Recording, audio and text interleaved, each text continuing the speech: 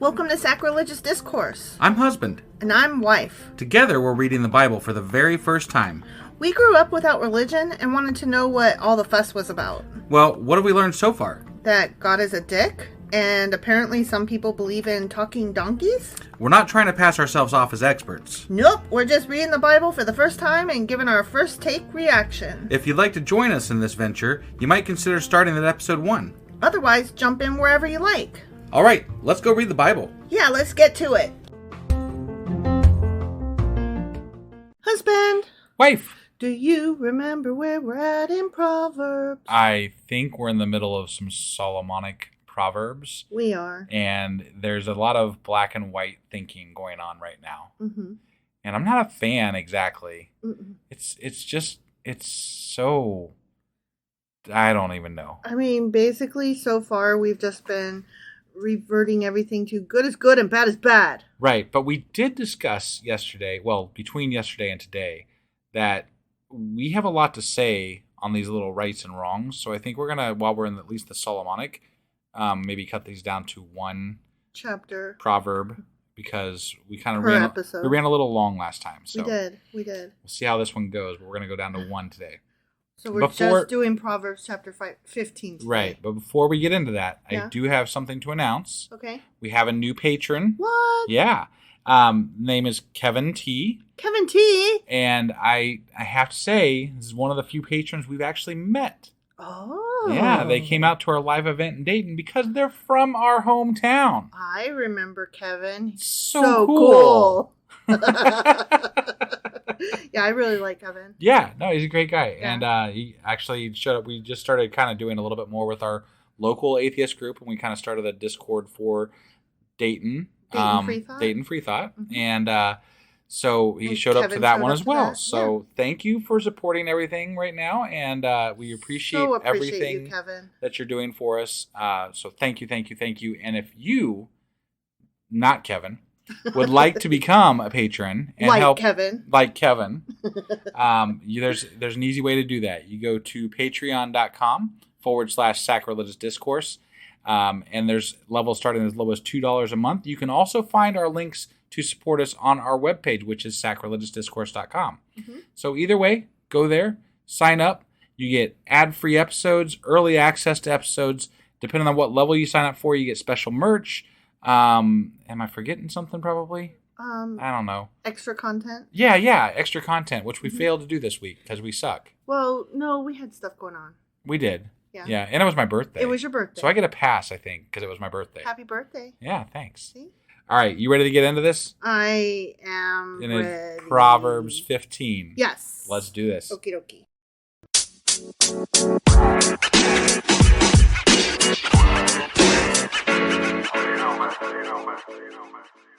Okay, so Proverbs 15. Okay. And as you said in the introduction, we are still in the second part of the book of Proverbs, which is a collection of collections. Yes. So we are in the second collection, which are the Solomonic Proverbs. Yes. The first of them. Right. There's more coming up. Yay. So these are the first Proverbs of Solomon. Okay. And so we're just continuing on here. Sounds great. Okay. Mm-hmm. Proverbs 15. A gentle answer turns away wrath, but a harsh word stirs up anger. Being nice is nice, but being angry makes other people angry. I mean, that's pretty much a no-brainer. Yeah. They just described our whole entire relationship and the way we speak. Right. You are soft and I am... Yeah. Mm-hmm. That's more or less it. Mm-hmm. Mm-hmm. The tongue of the wise adorns knowledge, but the mouth of the fool gushes folly.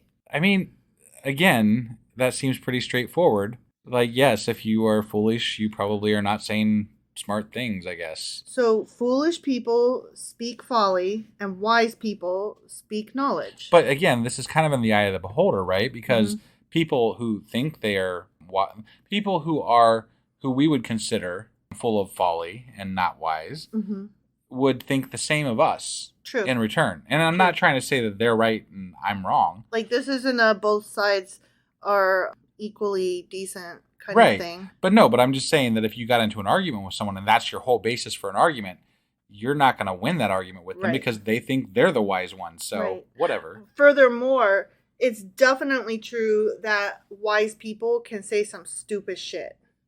That is very true. And that dum-dums can also say something smart every once in a while that you're like, oh, I had not thought of it from that perspective. Right. Thank you for that one time that you said a smart. and it's happened. It has. Mm-hmm. The eyes of the Lord are everywhere, keeping watch on the wicked and the good. Fucking everywhere? And watching you damn, naked in talk the about shower. Big Brother. Mm-hmm. Jesus. Yep. His eyes are on you. Fucker's always watching. But Okay. he doesn't know where you are, though. No, yeah. The soothing tongue is a tree of life, but a perverse tongue crushes the spirit. So let me just make sure I understand this. If you speak calmly and softly to somebody, that's nice. Yeah. But if you speak mean or horrible things, you could crush them. You could crush them. Yeah. Sure. That's simple. I mean, words can hurt sometimes, I guess. Words can hurt. But I don't know. Sometimes nice words can hurt, though. Like if someone's like what people perceive as nice. Like when, the Christians nice you to death with their nicey niceness. Bless you. I'll pray for you. Right. Yeah. Like, no, shut the fuck up. You just got to get right with God. Give it to God. Right. They think they're being nice, but it's not. Well, they actually are being nice. In their mind. They are being nice. It's just not the kind of nice that I need. Right. Yeah, They're being nice. That's true. They mean well. That's true. They're not trying to be assholes at you. I guess. Okay, I'm speaking of, there are obviously all kinds of different brands of Christian. I am speaking of certain individuals that would just be the nicest people, but all they talk about is God all the fucking time. Right. They are nice, just not my cup of tea. That's true. Yeah. Okay. The soothing tongue is a tree of life. Oh, I just said that one. A fool spurns a parent's discipline, but whoever heeds correction shows prudence. They just, like that these, one, why do we have to repeat these every fucking chapter? I know, that one was already said several times. I think all of these have already been said, but like I specifically remember that one was said. Yeah. So make sure that you are strong in your convictions, but also have a mind open to learning and the possibility that you could be wrong. Right. Okay? Yeah. The house of the righteous contains great treasure, but the income of the wicked brings ruin. There we go. The poor are bad again. The poor. It's if you're wicked, it brings ruin. So. Well, okay. And therefore, and tell me I'm wrong, but people generally view poor people in a bad light. That is true. So I think, moreover, the theme in the Bible that poor is bad has won out over the poor is good. True. So. True. I think what they're saying here is that, though, if you keep doing good things, then eventually you will You win the day. You'll attain greater treasures in the end, which is, of course, life eternal. Sure. And again, though, but it's in the eye of the beholder as to what good things are, though, too. Right. The lips of the wise spread knowledge, but the hearts of fools are not upright. That's not true. You can be a total dum-dum and still be a good person. That's true. Yeah. And just because you're wise doesn't mean you're spreading knowledge. I happen to know one specific person who is very smart, and he does not spread knowledge. Right. Yeah. He is an arrogant asshat. There you go. Am I wrong? No. Okay. The Lord... Nobody that anybody knows on here, so just to be clear. Yeah. No. Somebody in our personal life. Yeah. The Lord detests the sacrifice of the wicked, but the prayer of the upright pleases him. Say that one more time. The Lord detests the sacrifice of the wicked, but the prayer of the upright pleases him. So what he's saying is that you could do all the sacrificing all day long. But if you're evil, it doesn't matter. Got it. But if you are a good person and the only thing you have to offer is a simple prayer, that's fine. That's a beautiful concept. It's a beautiful concept, but the Lord has also proven that that's absolutely not true. Right. And moreover, that he does not think that. Right. So it's awfully rich to hear them saying, this is what the Lord thinks, when I'm like, no, we don't. Right. The Lord detests the way of the wicked, but he loves those who pursue righteousness. Good is good, bad is bad. Right. More of that. Stern discipline awaits anyone who leaves the path. The one who hates correction will die. Oh my gosh. That is dark. Damn. That is macabre. I mean, I actually don't hate correction personally. Mm-hmm. I crave correction. I want people to correct me. But it needs to be with correct Yeah. information. Yes. You may correct me with correct information. Right. You can't come at me with belief and nonsense. Right. That is not information. That is a belief. That is not a correction. If you come at with me with actual provable concepts, mm-hmm. that is different. Mm-hmm. But generally speaking, I would say that people of faith don't come at me with provable concepts. Because they don't believe in science. They believe in God. Right. And you just have to know, quote unquote, mm-hmm. God in your heart, apparently. Yep. So he just gets in there like a worm. and wriggles around, and eventually you're just like, oh, I found God. That's there it God. There Damn, it is. There he is. Oh, wait, I see all his eyes. His eyes. Fuck. I'm being watched all the fucking time. Death and destruction lie open before the Lord. How much more do human hearts? What?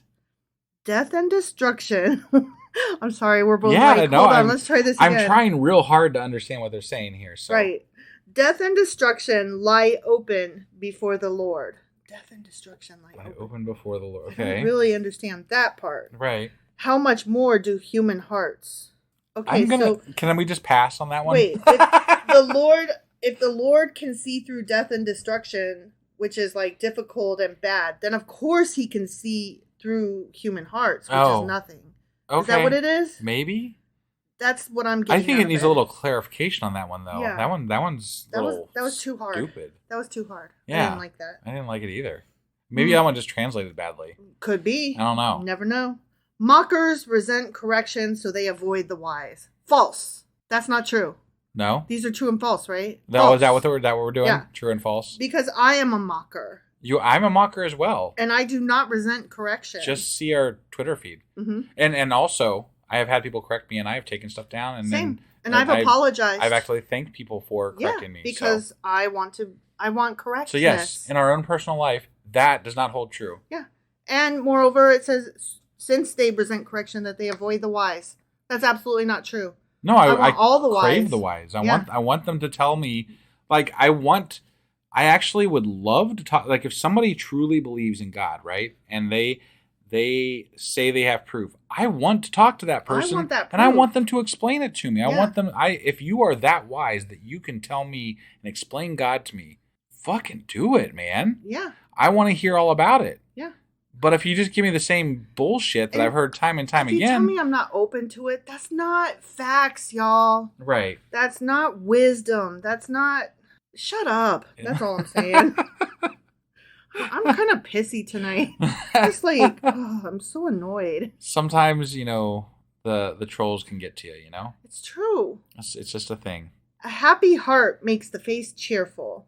That's true. Sure. But heartache crushes the spirit. I mean, yes. Happiness makes you smile. Sadness makes you sad. I don't, we talked about this last time, but Solomon's like the wisest. Is this his examples of being wise? The best, huh? I'm like, this is shit, dude. Yeah. This is stuff that, like, kindergartners know. Right? Like, your face is scary, right? Like, okay. The discerning heart seeks knowledge. Okay, I have a discerning heart and I seek knowledge. Okay. But the mouth of a fool feeds on folly, I guess. Okay. They're really stuck on fools or folly and foolish and folly. It sounds good, like these sound like important things they're saying, but they're really not. They're not. They're just stupid. They're reiterations of like the same 25 words. Yeah, they actually are. All the days of the oppressed are wretched. That is true. It sucks to be oppressed. Yeah, sure. But the cheerful heart has a continual feast. Yeah, because the cheerful heart is clearly not oppressed. Right. And why would God let people be oppressed in the first place? This sounds a lot like victim blaming. Like, if you would just be cheerful, then you wouldn't mind your plight. Right. It sounded like they're probably implying that if you're oppressed, it's your own personal plight. It's your own personal problem that you are oppressed, right? Yeah, and just smile. You just gotta smile and buck up and build a bridge and get over it. Either you brought it on yourself or it's in your imagination right. and you're being dramatic. Yeah. Are you a slave? Get over it. Like, excuse you? Are you a woman who isn't allowed to dress as you wish and has to either wear something covering over your body in some fashion or have been forced to remove it or have been molested in some fashion? Well, that's your own fault. You should just smile anyways. Right. How about fuck off? Yeah. Better a little with the fear of the Lord than great wealth with turmoil. Wait, are we back to being poor is good again? Yeah. Okay. Yeah. Sort of.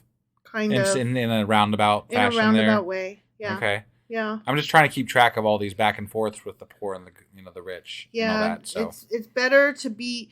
It's okay to be poor as long as you have the Lord. Right. Because even if you're rich, if you don't have the Lord, you're fucked. But apparently, if you have the Lord, you'll be rich. Yeah. So it doesn't so where really. Are they even it kind of contradicts itself right there. Yeah. Yeah. What are you even talking about? Right. You should be rich if you have the Lord. Yeah. Better a small serving of vegetables with love than a fattened calf with hatred. I mean, what? side of hatred here. I'll take a small serving of vegetables with my love, please. Yeah, right. What? Like these are so dumb. I mean, I get what they're trying to say. They're trying to say a few kind words are obviously better than like spelling shit out over and over with, hatefulness. Sure. No, I get it. I get it. But again, I feel like they're teetering around that point of poor is good in this instance, as long as you have the Lord, and rich is not good if it's ill-gotten gain, right? Yeah, doesn't include. But then God. They also say in the same fucking chapter that the wretched will be punished even if they're rich. Whatever, you can't be rich if you are wretched, and you whatever, you're gonna get rewarded and be rich if you love the Lord or whatever. Yeah. Fear of the Lord. Fear of the Lord, yeah. Fear of the Lord. Sorry, I'm struggling here. You don't love him, you fear him. Whatever, I don't fucking care. Yeah, it's true. But like, it's just we're in the same chapter, and it just is like back and forth. Like, you can't even reconcile these ideas between themselves. Right. A hot-tempered person stirs up conflict, but the one who is patient calms a quarrel. I mean, sure. That one, I'm good with that. That makes perfect sense. Calmness leads to calmness. Yeah. And being hot-headed gets everybody else. But also, are you saying that there's never a place for either one of those? Right. Like, you know what I'm saying? Because like you're saying you're implying one is better, but I would say that there is a time for hot-headedness. Sometimes you have to just stand up for yourself. Look, sometimes we need a Michelle Obama to say the nice things and to be the calm voice of reason. Sometimes we need a Michael Moore to shout and rally the fucking crowd. Yeah. There is a place for both. I love both. And they absolutely do not even slightly take common approaches. Right. And I love them both. I admire them both. Right. I would love to meet both of them. They serve different purposes. Sure.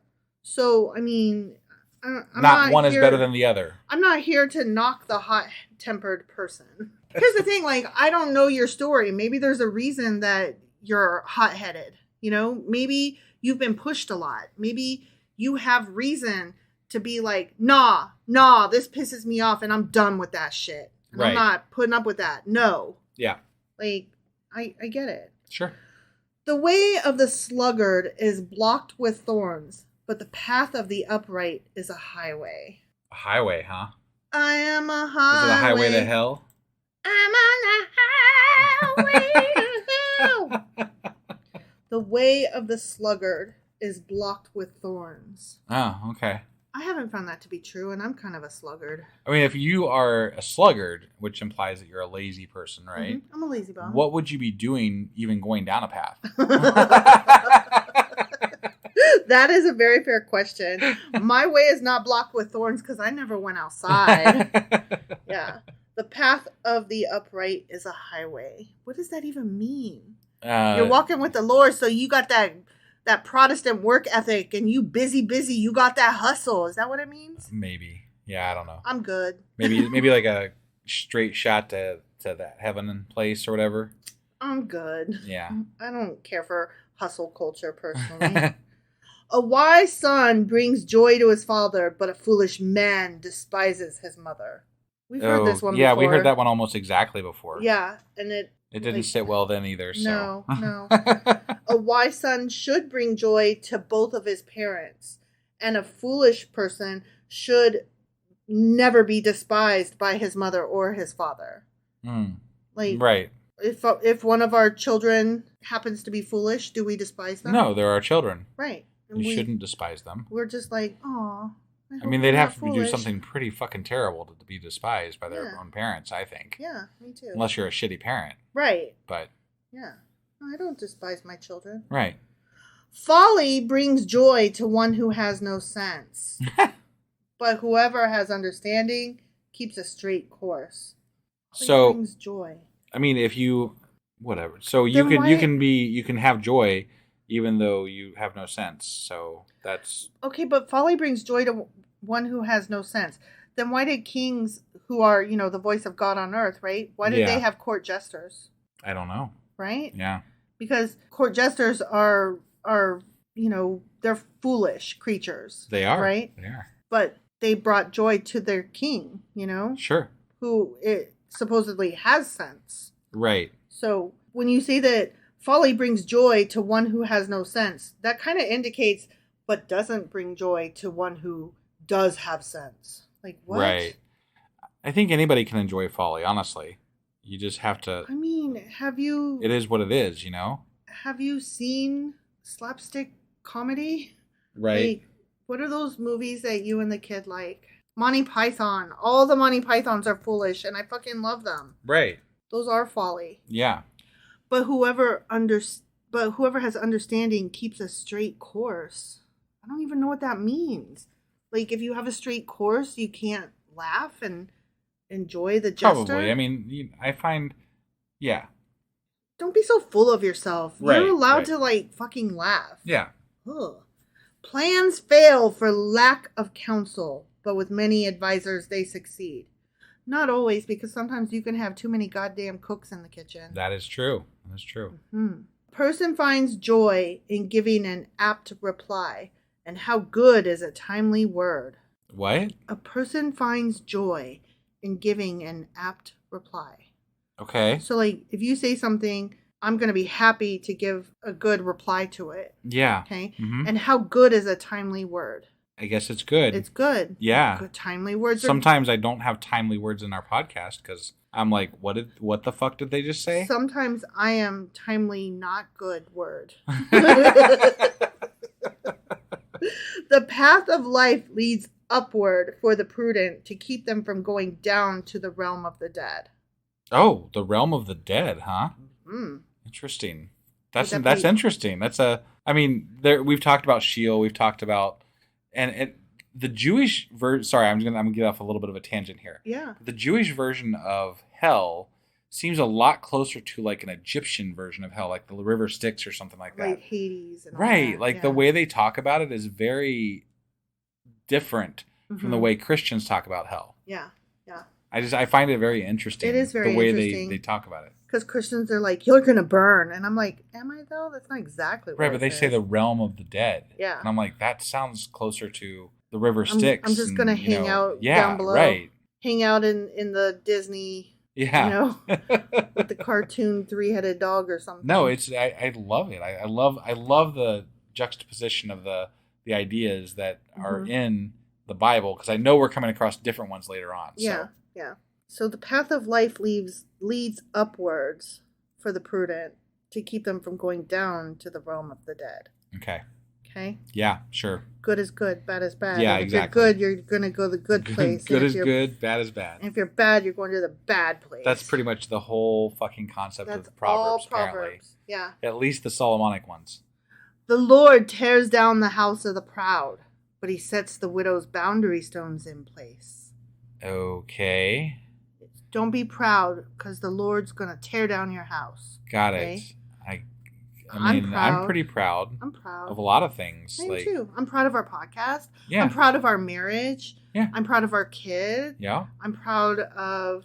I think I'm proud of our cat. Our cat's pretty cool. I'm proud of our living room because... Our cat is cool.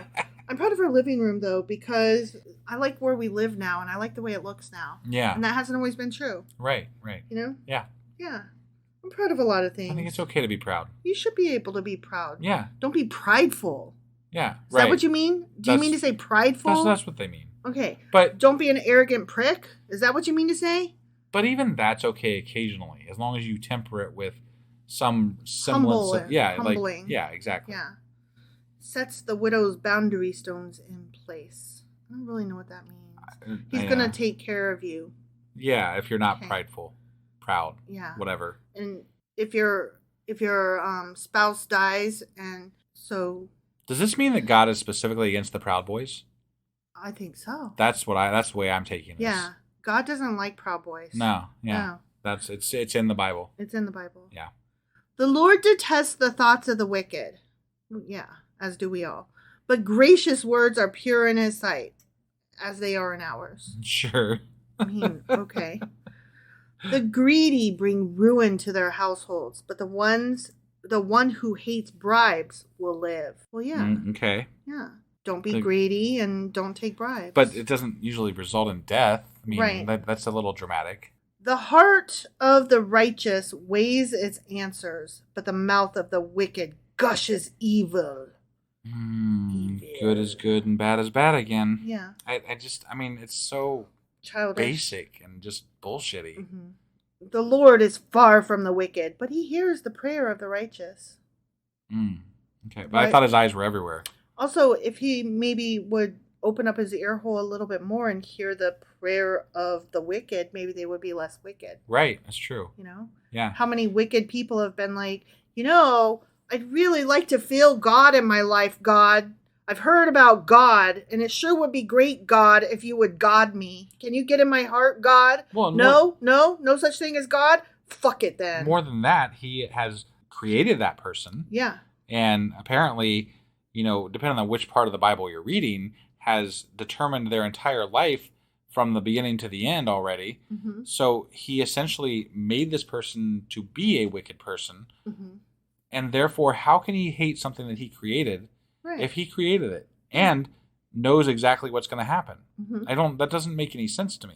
I was made to be wicked? What? Right. That's mean. Bullshit. And I was created to not know God's love. We called this out as early as back when he was hardening Pharaoh's heart and stuff. Yeah. How the fuck are you going to make him do something against what you want him to do? Right. You're going to make him do it. And then be mad at him and that then he did it. Right. It's such crap. Yeah. That's stupid. Light in a messenger's eyes brings joy to the heart, and good news gives health to the bones. Yeah. Good is great. I love good news. Isn't greatness good? Goodness makes me happy. Oh my God, that reminds me of a Smurf song. There's a Smurf movie. Yeah. And Gargamel is getting into their circle or something, and so they have to magic. They have to basically do like a Care Bear stare. Oh. And so they start singing, "Goodness makes the badness go away. Goodness makes the badness go away. Something, something, something, something, something else, and something more. Goodness makes the badness go away." Got it. Yeah. Yeah.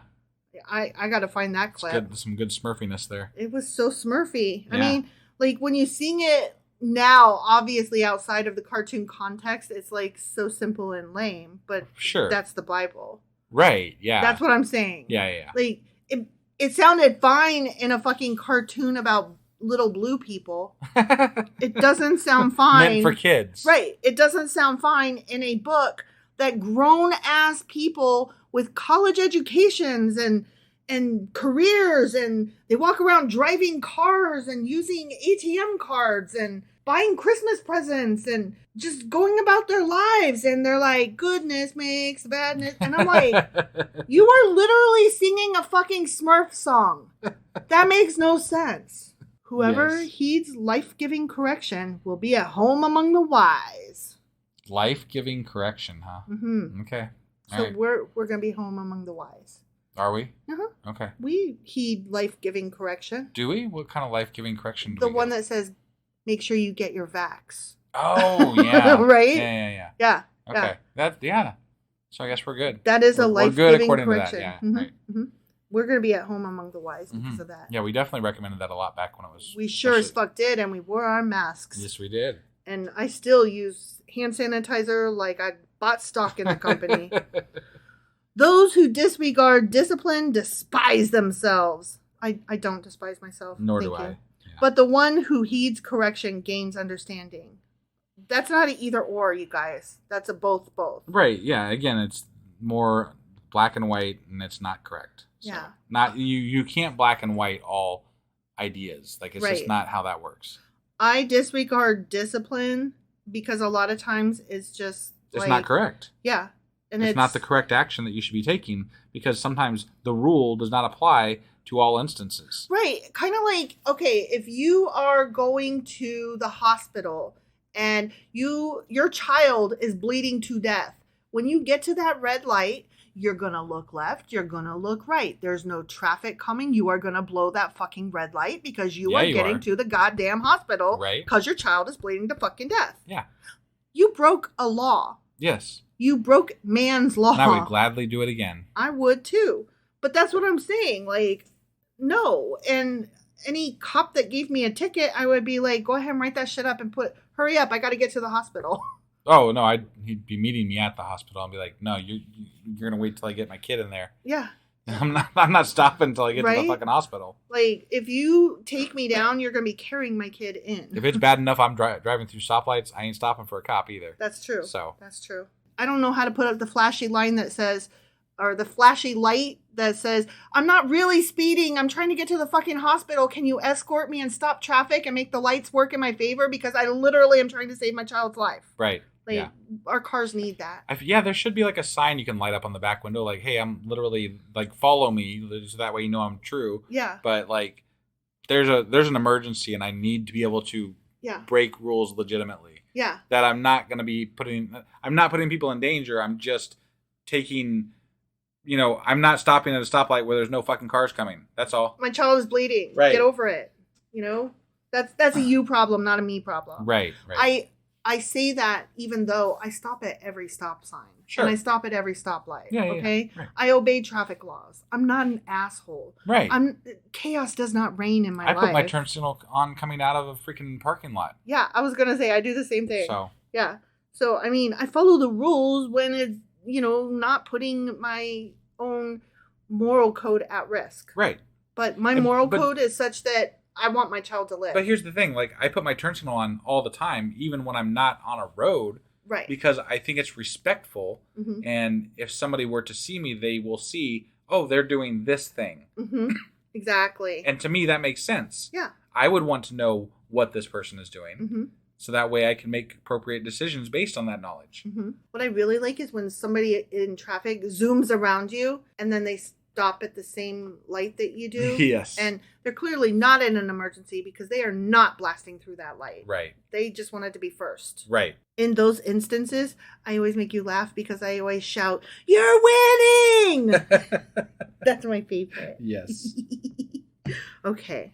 So anyway, last one. Okay. Wisdom's instruction is to fear the Lord. False. And humility comes before honor. True-ish. Okay. False and true. I guess. Sure. But I don't think wisdom's instruction is to fear the Lord. That sounds stupid. I don't know. Wisdom was an entity, remember? And they were there. I never heard wisdom speak. No, I know. This is man quoting God quoting wisdom. I never read the book of wisdom and saw what she had to say about true. things. That's true. We should try to find that. See if there is a book of wisdom. Mm-hmm. Wisdom's words. Yeah. Right. I want her perspective on things. Yeah. Yeah. Wisdom, if you're out there, would you reach out to us? We'll get you on our podcast even. Yes. Yes. We'd be happy to have you on. And I would love to read your works. Yeah. Yeah. You apparently are very important. At least according to Proverbs. You were here well before God. Or even knowledge. I'll take knowledge if you're available too. Sure. What was the other one? There was some other thing. Wisdom, knowledge, and understanding. Understanding, yeah. Any of you guys, if you're available for a podcast. And all three look would us be up such a and hit. let us know if we can get you on. Yes. Yeah. Please, We'll please. have you on. Humility comes before honor. Mm. Sure. Okay. Whatever. Yeah. Does it? Okay. Yeah. I'll take your word according to this, it does, I guess. So I don't know. whatever. That's Proverbs. 15. 15. Yes. And there's more tomorrow. 16. Yep. And we'll be back to do those things. We will. We'll see you guys then. Bye. Bye.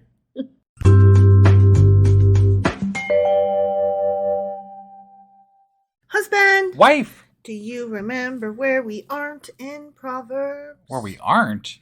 Do you remember where we are in Proverbs? We're on Proverbs chapter 16. Sure.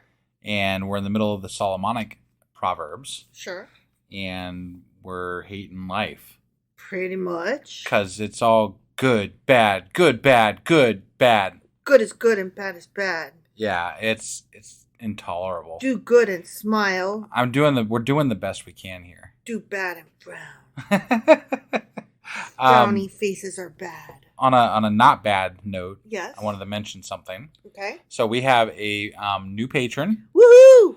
Their name is Hamish. Hamish, thank you. Or Ham D, whichever one we want to go by here. I don't know. I think Hamish is the way to go. I like Hamish, but I also like Hamdy. What's the name of that name? But Hamish is our Cross the Pond fan. Cross the pond. They're over there in the over there. In the over there. In the not America. And we owe them a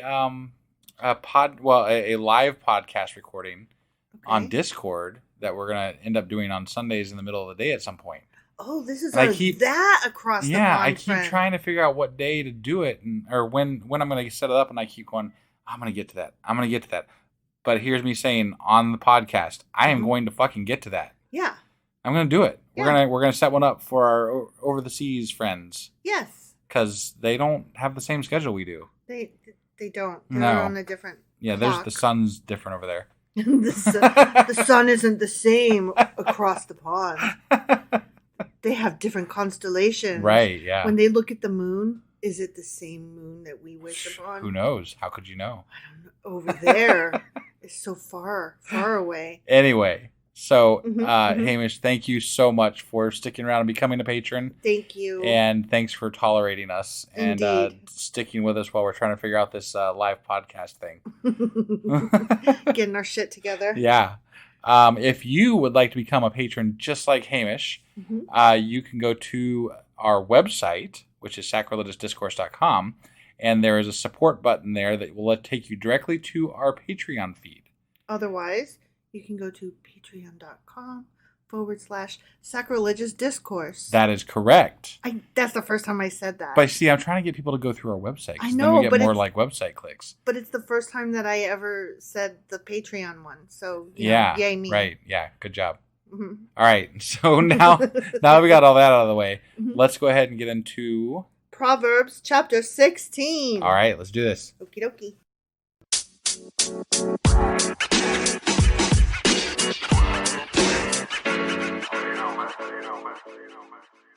All right, so we are getting into Proverbs chapter 16. Okay. And these are Proverbs concerning life and conduct.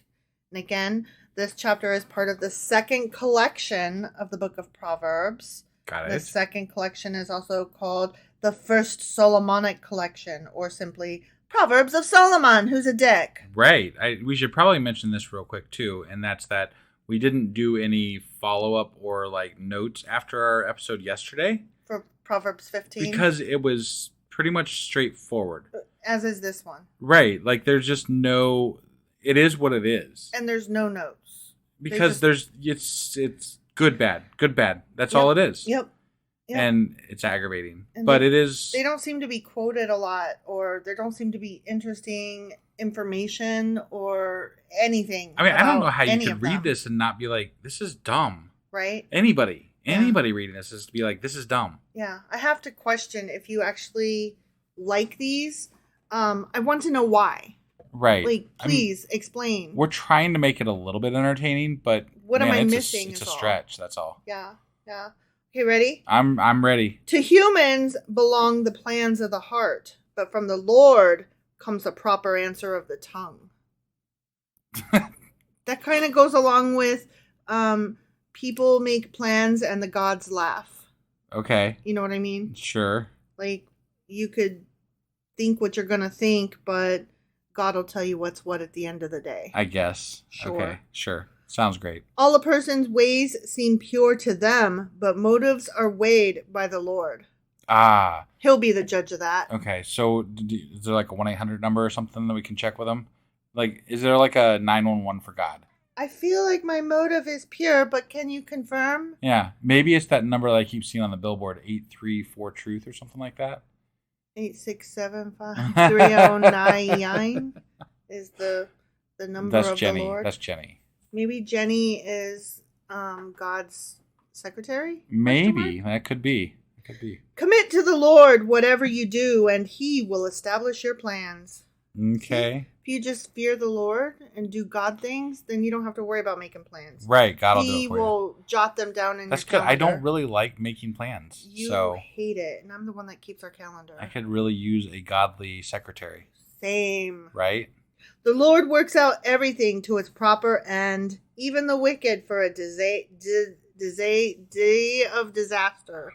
Holy shit. Day Are you of okay disaster. there? Did you just hit like a glitch in the Matrix? I was trying to say day of disaster, but I couldn't get disaster out my tongue. So it just kept coming out Dizay. Yeah. Right. Day of disaster. The Lord works out everything to its proper end. Okay. And even the wicked get that day of disaster coming to them. Oh, yeah. They're trying to say that the Lord is karma, and I'm like, but karma's a bitch. Sure, You're sure. a dick. Yeah. You know? Right. You're not a bitch. You're a dick. I mean, technically, I don't know. Whatever. The God of the Bible. Yeah. You know. Right. Pretending that such a thing exists. Yeah, he's a dick. The Lord detests all the proud of heart. Be sure of this. They will not go unpunished. Well, I'm screwed. Well. Oh, I mean, are you proud of heart? And some things. We talked about the proudness yesterday. Yeah, we're proud of things. So we're proud of things. You're proud of our kitty cat, you said. Yeah. She's We're awesome. sitting here next to us. So You know, our quiet. cat, like, okay, I've had lots of cats in my lifetime, right? Mm-hmm. And this one lets you pet under its chin, on the side of its mouth. I mean, like, she just does not care. She's like, are you scritching me? Then continue. Yeah. And she lays on her back, like, yes, all the time, exposing that belly. Yeah. She wants you to, rub her belly. Also, she sits on your foot so that you'll pet her with your other foot. And she headbutts you. She loves being pet with your foot. She headbutts you until you pick her up or pet her. Pet her with your foot. Yeah. Yeah. She also likes it when you pet her tail with your foot. Yeah. She loves that. Yeah. She's a good kitty. We're talking about her because she's right now headbutting us. And so. Love that kitty. Sorry. Cat. Through love and faithfulness, sin is atoned for. Through the fear of the Lord, evil is avoided. But here's the thing. If you fear the Lord and you avoid evil, then you don't have to atone for anything. So right. What is this about? I don't know. Silly. Don't have a clue. When the Lord takes pleasure in anyone's way, he causes their enemies to make peace with them. Oh, he doesn't kill them, which is what Psalms kind of said. Yeah. He just makes them make peace. Yeah. Interesting. So you just have to make sure that you get the Lord's ear. That's not as mean of a God as was said before in some chapters. But how do you make the Lord take pleasure in you? Like, jump up and down to get his attention. You have to fear him. You probably have to have your head so far in the dirt that you can't even see. And my head can't be in the dirt because it's up his ass. And shaking so hard out of fear of the Lord that you can't hardly see straight. Right. Which you wouldn't be able to see straight anyway because your head's in the dirt. Or up his ass. Yeah. Better a little with righteousness than much gain with injustice. Cheaters never win. Yeah. Cheaters never prosper. Right. Bad people go to hell. They do. I mean, if you do it consistently, chances are you'll end up getting caught at some point. Right. But, some people are really good at not getting caught, too. So it's so true. In their hearts, humans plan their course, but the Lord establishes their steps. Isn't that basically just the same thing they said in that first sentence? It is. It's we plan and the gods laugh. Got it. Yeah. Because they're in charge of Sure. things. Right. Yeah. The lips of a king, the lips of an angel. That song, remember? No. It's I kind of, yes, but no. Oh, who's it by? Some band that starts with an H. And I fucking hate that song. Yeah. Because he's basically like cheating on his girlfriend. And he's like telling this woman, you have the lips of an angel and I love you so much. And you're beautiful. And everybody thinks the song is so romantic. And I guess because of like where I've been in life and my age, Hinder, there you go. The lips of an angel. I relate more to the wife that's being cheated on than the young, sweet, beautiful thing that he's in love with. Not because No. Not because of you. Just like I always see things a little bit differently. You know, society looks at that and they're like, "Oh, he loves that girl," and I'm like, "Oh, but what about his wife though, or his girlfriend? Right, you know, right? Why is he cheating on her? Yeah, you know, I mean, why is it romantic? There's a lot of really weird songs though, like that one by is it Sting that has he wears his sunglasses at night or whatever. He does wear his sunglasses at night. That's it's a stalker. You know, it's about being a stalker. Yeah. And that's just like, why is there a fucking song that's popular about being a stalker? The one by the Police, Every Breath You Take. Oh yeah. Yeah, that's a good stalker song. Yeah, love it. Right. I mean, okay, I'm gonna get all kinds of hate here, but that song "Blurred Lines" by Robin Thicke is horrible because it sends a horrible message. But man, is it a banger! Right. It's such a good song. Yeah. But I'm telling you right now, if y'all have any sense about you, you need to listen to the cover of it that Amanda Palmer did, and I forget the girl that she did the cover with, but they did that song mashed up with Rape Me by Nirvana. And it is powerful. I will put a link in the show notes because that song had me in tears. It gave me chills. It's extremely powerful. Yeah. And highly recommend. Okay? Yeah. The lips of a king speak as an oracle, and his mouth does not betray justice. Okay. The lips of a king. Oh, yeah. Kings are God's mouthpiece, didn't you know? Right. Yeah. Right. Yeah. And his mouth does not. Except for that some of them were bad. I was going to say, except for all the bad kings. Right. You know? And we got to read about those, so, fuck off. Yeah, don't pretend like they weren't there. Right. Honest scales and balances belong to the Lord. All the weights in the bag are of his making. He made the main the weight shekel thing? Mm-hmm. Really? Yeah. That was made by God? I mean, God made everything, didn't you know? So this is not saying anything. He did put that gold there for Adam and Eve before they even needed gold. So. Right? Like, isn't this garden great? It's got gold in it. Right. I don't know what I'm going to use it for because there's nobody to trade with. Right. We don't understand values yet because there's just the two of us. So we're not sure what we need it for, really. But it's there. Cool. And God's pointing it out. He's like, hey, yo, Check there's out gold. That That's gold over there. Yeah. I mean, like thousands of years from now, this shit's going to be expensive. Right. Excuse me, my lord. What does expensive mean? Don't worry about it. I'm working on the capitalism. Yeah, we'll get there. Kings detest wrongdoing, for a throne is established through righteousness. False. Again, False. There were so many shitty kings. Yeah, they did not detest wrongdoing because they was doing it. Right, unless you're only speaking of the quote-unquote good kings. But even they, like David was one of the best ones, right? Quote-unquote. And he was kind of a shit heel. Okay, I got to tell you something. Ready? I'm ready. There's no such thing as a good king. You think? Yeah. Okay. Because even the best king is still, it's like talking about a millionaire or a billionaire. They should not be in that position of so much power and wealth. Got it. The system. What about King Kong? I mean, he was taken out of his element where he was the king of the jungle and then put into New York. That's fair. He was just trying to climb that building. He was just trying, they kept fucking with him. Poor guy. He's like, I'm just trying to climb this building and get this beautiful woman. I was sad for King Kong. Yeah. He was a good king. Yeah. Old King Cole was a merry old soul, and a merry old soul was he. Right, yeah. That's King Cole, though, not King Kong. Right. He called for his pipes and he called for his something and he called for his fiddlers 3?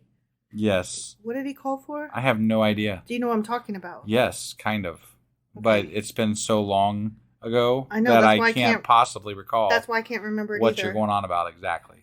King Cole. Old King Cole. I know, but I can't recall the meat of it, you know? Okay. It's lost to my youth. Did you ever, when you were a kid, say things like, "Oh, King Kong with a rubber ding dong"? I can't say that I ever said that. I don't know why. That is something that I heard as a kid. And Wow. every once in a while it just comes out and it's like funny. That is pretty funny. Oh, King Kong with a rubber ding dong. Say it. You'll love it. Old King Kong with a rubber ding dong. Isn't it fun? That's great stuff, yeah. Everybody right now, stop what you're doing. You say Old Pause. King Kong with a rubber ding dong. Say it. Say it. Say it loud. You'll love it. It feels good. Just yell it out your window. Oh, sorry. Sorry, world. I just put that out there. Okay. A king's wrath is a messenger of death, but the wise will appease it. King's wrath. Say that one more time. I know, right? A king's wrath is a messenger of death. Okay. Like, okay, so I'm a king and I'm angry. And you're a and messenger. I'm sending out a messenger, and guess Death. what? It's Death. death. It's death. Yeah. Right, yeah, okay. But the wise will appease it. Okay, so the king's not all righteous, apparently. Right. And you have to appease him by Mm-hmm. being wise, or maybe bringing wise with you, since wisdom is a thing. Right. I don't know which one it is, but something to do with wise, and you got to appease the shitty king, who's not shitty, because kings are never shitty because they're the mouthpiece of God. But guess what? When anybody's mad at you, just try to use your brains about you and, figure out how to get out of it. Yeah, I mean, that's always a good plan, right? I think. Like, that's common sense. Sure. When somebody's mad, I just try to be wise. Yeah, yeah. Right? Yeah. When a king's face brightens, it means life. His favor is like a rain cloud in spring. I do not like this chapter. This is all about kings. Right. I love it when a king smiles. It makes my twat wet. I have a whap when that happens. Yeah, that king smiling. Woo! It's a good day. I mean, when they did have large harems. They did. A lot of them, most of them. Yummy, actually. yummy. So I guess they were probably pretty happy when he was happy. I guess they had lots of the sex. Whatever. Right? How much better to get wisdom than gold? To get insight rather than silver? Unless you live in the Garden of Eden, in which case you should not have wisdom, because stay away from that tree and celebrate the gold that God is very excited to tell you is there. Right, but also it's interesting that this is in the list of things where they're talking about kings so much, because it feels like something a king would say to people that are poor. Yeah. And it's so much better to have insight and wisdom than gold. Yeah, trust me. Meanwhile, don't look at my coffers over here. Trust me, you wouldn't want this wealth. More money, more problems, right? as we said yesterday. Yeah. You should be content to be poor. Yeah. If you only knew. I mean, they still do that. I know. And I'm like, hold my beer. I'd like to give it a run. I bet we could have a good old time and still be good people. Mm-hmm. We had lots of money. I bet. I think we could. I'd like to try it out. I'm willing to give it a shot.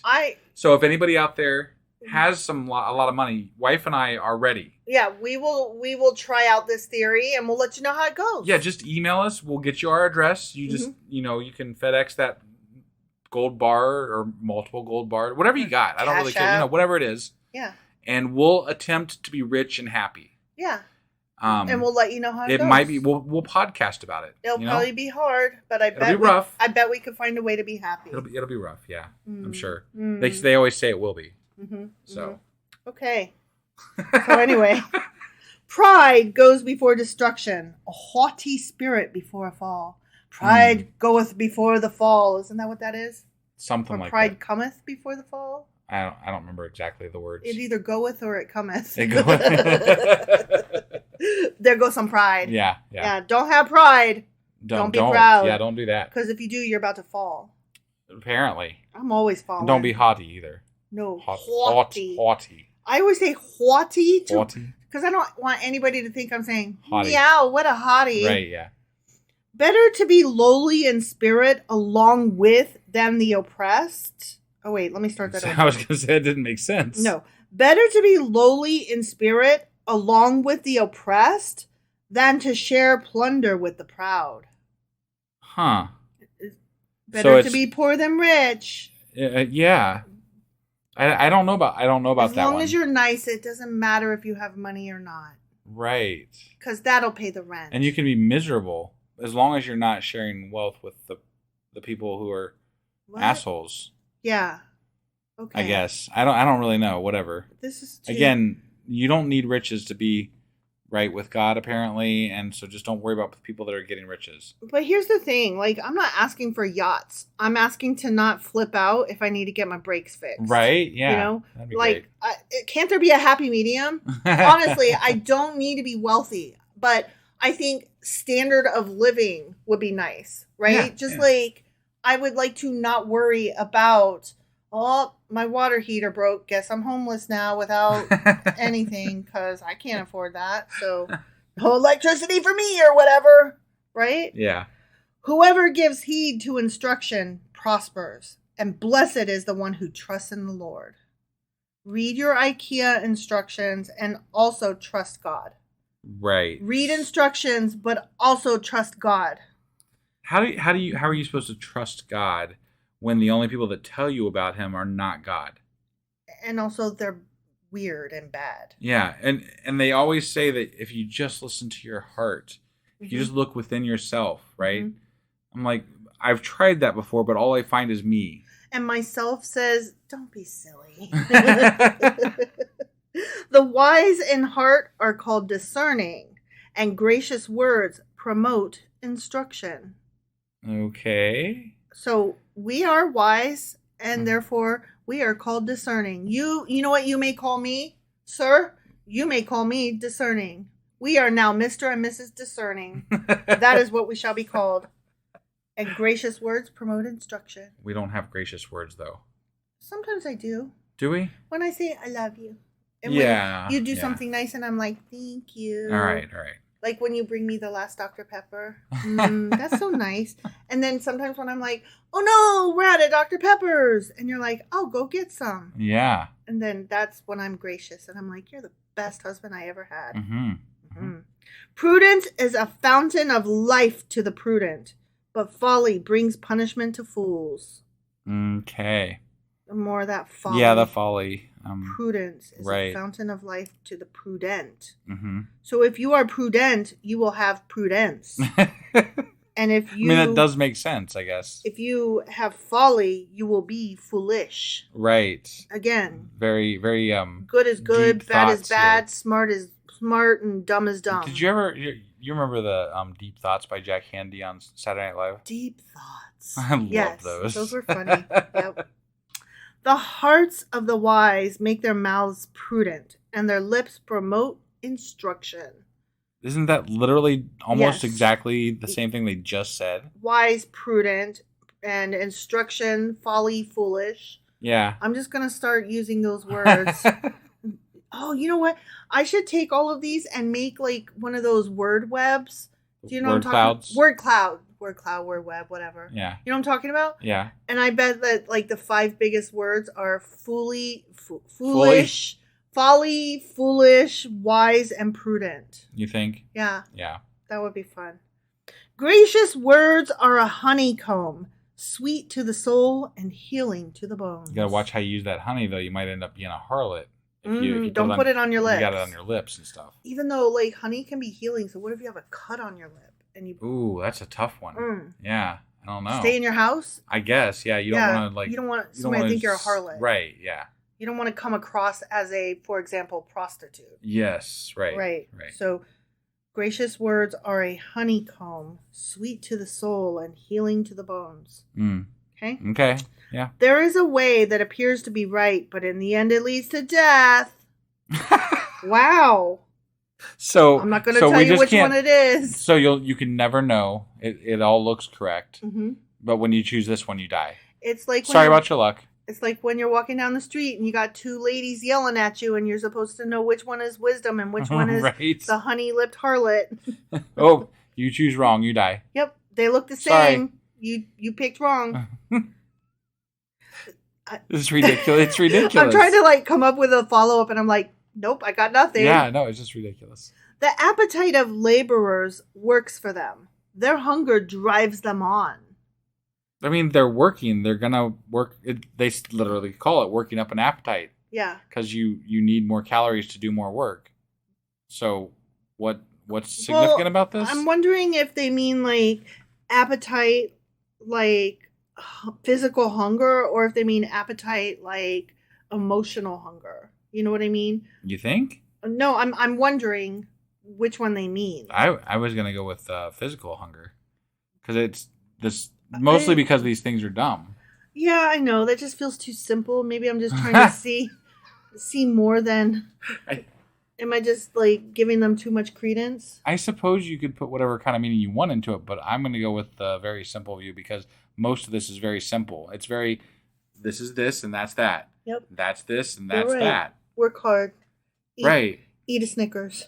A scoundrel plots evil, and on their lips it is like a scorching fire. A perverse person stirs up conflict, and a gossip separates close friends. I see. Flotsam jetsam, now I've got her, boys. The boss is on a roll. That's from Poor Unfortunate Souls. No?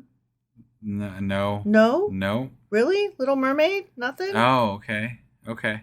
All right. Yeah, you know. Got it. Sorry, I don't follow your things that you do. It's when Ursula is singing, you know. Yeah. It won't take much, just your voice. I got it And now. I got it now. She turns to her little, the eels, the bad guys, her minions, and says, Flotsam jetsam, now I've got her, boys. The boss is on a roll with those poor unfortunate souls. Yeah, it makes sense now. Right. Yeah. But it didn't when you said it. No, it did. You just didn't understand it. Right. That's different. That's precisely what I was saying. No, that's not what you were saying. You were trying to say I suck. And I'm saying, no, sir, actually, you suck. The glare that you are giving me right now. So anyway, a scoundrel like Ursula plots evil. Yeah. And tries to steal people's voices. And on their lips, it is like a scorching fire. Except that she was underwater. So that couldn't happen. That wouldn't. Underwater. Yeah. And a perverse person stirs up conflict perversely, as a perverse person does. Yeah, sure. You know? And a gossip separates close friends. That's not true, because I love to gossip, but I like celebrity gossip, I think, more than anything. Right. So, but no, that's not true. I also love to gossip about people. But I don't try to break people use it up maliciously. No. No, I wait till I get home, and then I'm like, so about that person. Right. It's mostly just me and you. Yeah. And it's like me just checking that my analysis is correct. Right. This is the way I saw this. Am I right? And you're usually. I think husbands and wives get a pass on gossip. Yeah. Yeah. It's mandatory that you have to. Okay. Gossip between each other. I mean, I also gossip with my best friend. Like, I tell her stories, and she laughs at stuff that I tell her, because my life is funny. Right. Okay. A violent person entices their neighbor and leads them down a path that is not good. Okay. I don't think a violent person has many friends to lead. Right. Their neighbors are probably like, that person is violent. I'm going to not hang out with them or follow them. Why would I go down a path with them? They're violent. I don't like violent people. Right. No, thank you. Whoever winks, here we go. Whoever winks with their eye is plotting perversity. Well, fuck. I wink all the time. You do. You are a winker. I am. I love it, because you'll say a joke and then you'll wink at me, and it melts my heart every time. Like it makes butterflies in my stomach. What does God got? I mean, what does the Bible / God have against winking? I don't get it. Well, that's okay, because I'm about to get mine here. Oh, okay. Whoever purses their lips is bent on evil. I'm always pursing my damn lips. Right. Gray hair is a crown of splendor. It is attained in the way of righteousness. Oh, thank goodness. Well, I think that just means, like, if you have gray hair, that means that you have aged and you haven't died, and therefore you've managed to avoid hardship, and therefore you are wise and good. Yeah, right? I can't tell you how distraught I was the first time. It was like 10 years ago, maybe. Mm-hmm. First time I remember going to a barber and then like looking at the hair on the ground. Mm-hmm. And the first time you notice that you have gray hair is when you see it after it gets cut. Yeah. Not when it's on your head. No. You look down and you're look like, down and what the hell is that? Shit, that came off of me? Yeah. Yeah. And it's not that it's gray. Your hair is all silver. Is it? But on your head, it looks blonde because you were a blonde as a child. Right. And so you've just always, all this time, thought it's blonde. Yeah. No, and it's not. It is so silver. Is it? You're a silver-haired fox. That's what you are. Yep. You have lived a long life, therefore you have attained the way of righteousness. Awesome. In your mid-40s. Better a patient person than a warrior. One with self-control than one who takes a city. I mean, that's me. That is you. I'm a very patient person. You are patient and you have self-control. I do. Good on you. I am impatient and have zero self-control. And that is why we balance each other out. Yeah. Was that the end? One more. Oh, one more. Ready? One more. Okay. The lot is cast into the lap, but its every decision is from the Lord. Wait. What? Fucking gambling is now in the hands of the Lord? Well, like casting lots. Casting lots is like rolling dice, basically, right? Yeah, but it's usually, okay, I think that the way it's meant from the Bible, they usually did it not when they were like doing bets. They were trying to actually decide which is the better course. Like which is the more godly decision. So they were truly trying to ask questions from and of God. They were pre-Jesus saying, Jesus, take the wheel. Got it. You know what I mean? Okay. Jesus, take the dice. So back then, they threw the bones knowing that however it landed is how God wanted it to be. They weren't just gambling. They were literally asking God for direction in those. Okay. Yes. That's what I think this means. Okay. Man may be the one that is throwing the lots or choosing the lots or throwing the bones, tossing the dice, whatever. Sure. But God is the one who decides how they land. I wonder how many people tried to rig those lots because I bet that happened. Mm-hmm. Because people are too... if they want to do something, they're going to want to do it. Yeah. And I just don't see them always leaving it up to, God. Yeah. So and I doubt that that's how it works. Sometimes people cheat. Sometimes people cheat at Monopoly, and sometimes people cheat at mini golf, and sometimes people cheat at golfy golf. Right. Well, it seemed like early on, back like in the days of Joshua and Moses, right? Mm-hmm. Casting lots seemed like a thing that they did a lot. Yeah. But now, and it was just during that, maybe those books of the Bible where it was like Moses and Joshua. Yeah. And those lot. Mm-hmm. And where they had the Thummim and the whatever those things are called. Right.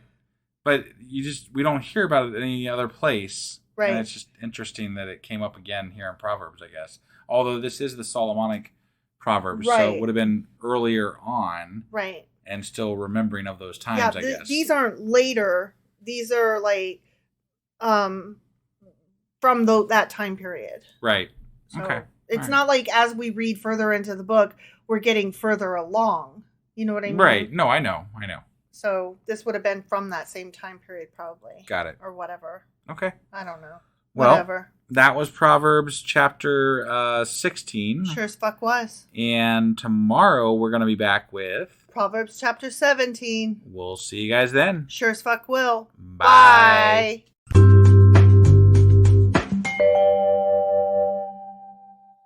Husband. Wife.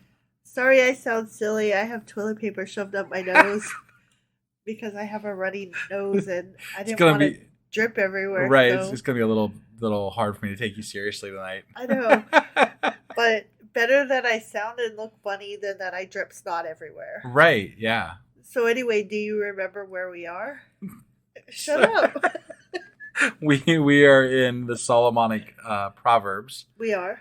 And we're spending a lot of time arguing each point because there's nothing else to do. I wouldn't say arguing. Not arguing, discussing each point. Discussing.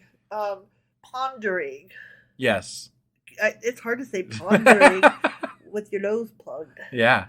We're going to find out a lot of things that are hard to say with your nose plugged.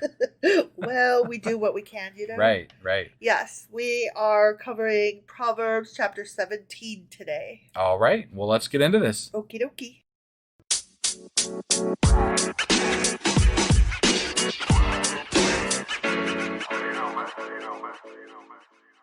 All right, so we are hopping into, I almost said Psalms, but no, it's Proverbs definitely 17. Not Psalms. Yes. Better a dry crust with peace and quiet than a house full of feasting with strife. I mean, that's true. Yeah, I mean, I can agree with that. I mean, since we've been around your family that has like a lot of kids, that's a lot of strife. I'd rather be home and only have a little bit of bread than to be over with some of your family that has 1,000 children and have a huge feast. And it's a lot of noise. I don't know. That liver and onions we had the other night was pretty worth it to me. Okay, let me take that back. Not that I like liver and onions. I don't. But your mom puts on a damn fine feast. She does. Even though there was strife. Not strife, just like, it's a lot. There's a lot of people and kids. Yeah. But it was worth it. Because your mom made so much other good food for everybody else that doesn't want that shit. But if somebody else we had known had stuck around, it might not have been worth it. True. True. Oh my gosh. Okay. Luckily, they took off early. They did. Yeah. But, so would you prefer to be at home with just bread, a dry-ass crust of bread, or would you rather be where there's a lot of noise and too much people and shit going on and arguments and stuff, but there's a feast? I don't know. That's a tough call for me. That is a tough call. I think I can suffer through for the feast, honestly. It depends on how long it's been since I had lunch. Is that what it depends on? Yeah. Okay. Yeah. Also, if there's alcohol, because your mom always serves me wine. Or if we have, gummies in stock. Right. If there's edibles, I'll take the strife. That's fine. Yeah. All right. That's enough on that one. Yeah. A prudent servant will rule over a disgraceful son and will share the inheritance as one of the family. What? Okay. A prudent servant. So apparently if you're a really good servant and prudent, you're going to share in the wealth of the family. I guess. You can overcome. Oh, they're saying if you work real hard and you're awesome, you'll even be better than their kids. Yeah. Yeah. This would be like, okay, so let's say we have a servant, right? And let's say that our kid, I know, but let's just pretend. Let's pretend we have a servant, and let's pretend that kid is disgraceful. They're not, but just for the sake of this thing. Yeah. I'm trying to make an analogy. Sure. Okay. So kid is disgraceful, but we have a servant. They're awesome. Can we call our servant an employee? No. That we pay? No, because this says servant. Okay. I'm not comfortable with the word servant. So. We have a servant. I don't want a servant. But we just do. Okay. We just have a servant. Okay. Okay.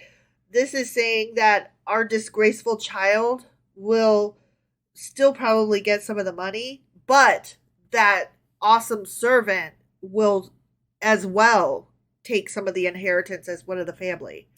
So the way I see this is that sometimes family is not who you're related to, but who you choose to make part of your family. So if that person was part of our family, essentially, through, just being part of our family. Yeah, you don't have to be my servant to be part of my family. Right. You just have to be not an asshole. Then I could definitely see them getting an inheritance if we had one to give, because they're part of the family at that point. Yeah. So I don't know. That's a weird question, I guess. Do believe in chosen family. A, we wouldn't have a servant. Right. Whatever. B, our kid isn't disgraceful. Yeah. Yeah, all kinds of stuff. Right. Okay, moving on. The crucible for silver and the furnace for gold, but the Lord tests the heart. Okay. So there's all these devices to test pure metal, but the only thing that can test your heart, there's no machine for that. Just it's the Lord? Only the Lord. But you know what else could test the heart? What's that? If somebody treats you like shit, then you can guess that their heart is trash. Right. So there is a test for that. It's called life. you know what I mean? Like, you don't need a machine to tell if somebody's an asshole. An asshole's gonna be an asshole. Technically, Apple has an EKG reader on their phones now. So they can test the heart. They can test the heart, but I don't think that they mean it that way. Right. I'm just saying. Right. You know, if you need something to test a heart, I wouldn't rely on God. I might rely on like medical devices that are able to do those things. That is true. That's all. That is true. I was going But the metaphysical route, but no, your way is much more accurate and correct. Sure. All right. A wicked person listens to deceitful lips. A liar pays attention to a destructive tongue. That's not true. No? Not necessarily. Just because you're wicked doesn't mean that you listen to deceitful lips. Right. Like you could just be wicked. You could be wicked and listen to good stuff. Right. And be like thinking, how can I trick these good people? Yeah. Because I'm so wicked. Right. I'm trying to wicked them. Yeah, they might just be wicked in and of themselves. Yeah. A liar pays attention to a destructive tongue. This is saying that the bad people all stick together and they all sit on the same side of the room. We've talked about it before. It's good. There's good and then there's bad. Yeah. And all the good people stick together and all the bad people, they go on their side of the boat. These proverbs are so childish. Incorrect and wrong. Childish. Yeah, and childish. Okay, whoever mocks the poor shows contempt for their maker. Oh, we're loving the poor again. We're loving the poor again, yeah. Okay. Whoever gloats over disaster will not go unpunished. Gloats over disaster? I mean, why would you... Okay, I guess if you're an insurance agent... But what about Sean and that's Freud? Not when you would want to gloat. Because, like, I am happy... Oh, like when Trump goes down and stuff like that. Yeah, like, I know I'm not supposed to be cheerful or happy or enjoy when McConnell had like that little mini stroke where he was standing on stage and he fucking froze. Yeah. On live camera. Right. Like, I know I'm not supposed to enjoy that, but my God, he's an evil man.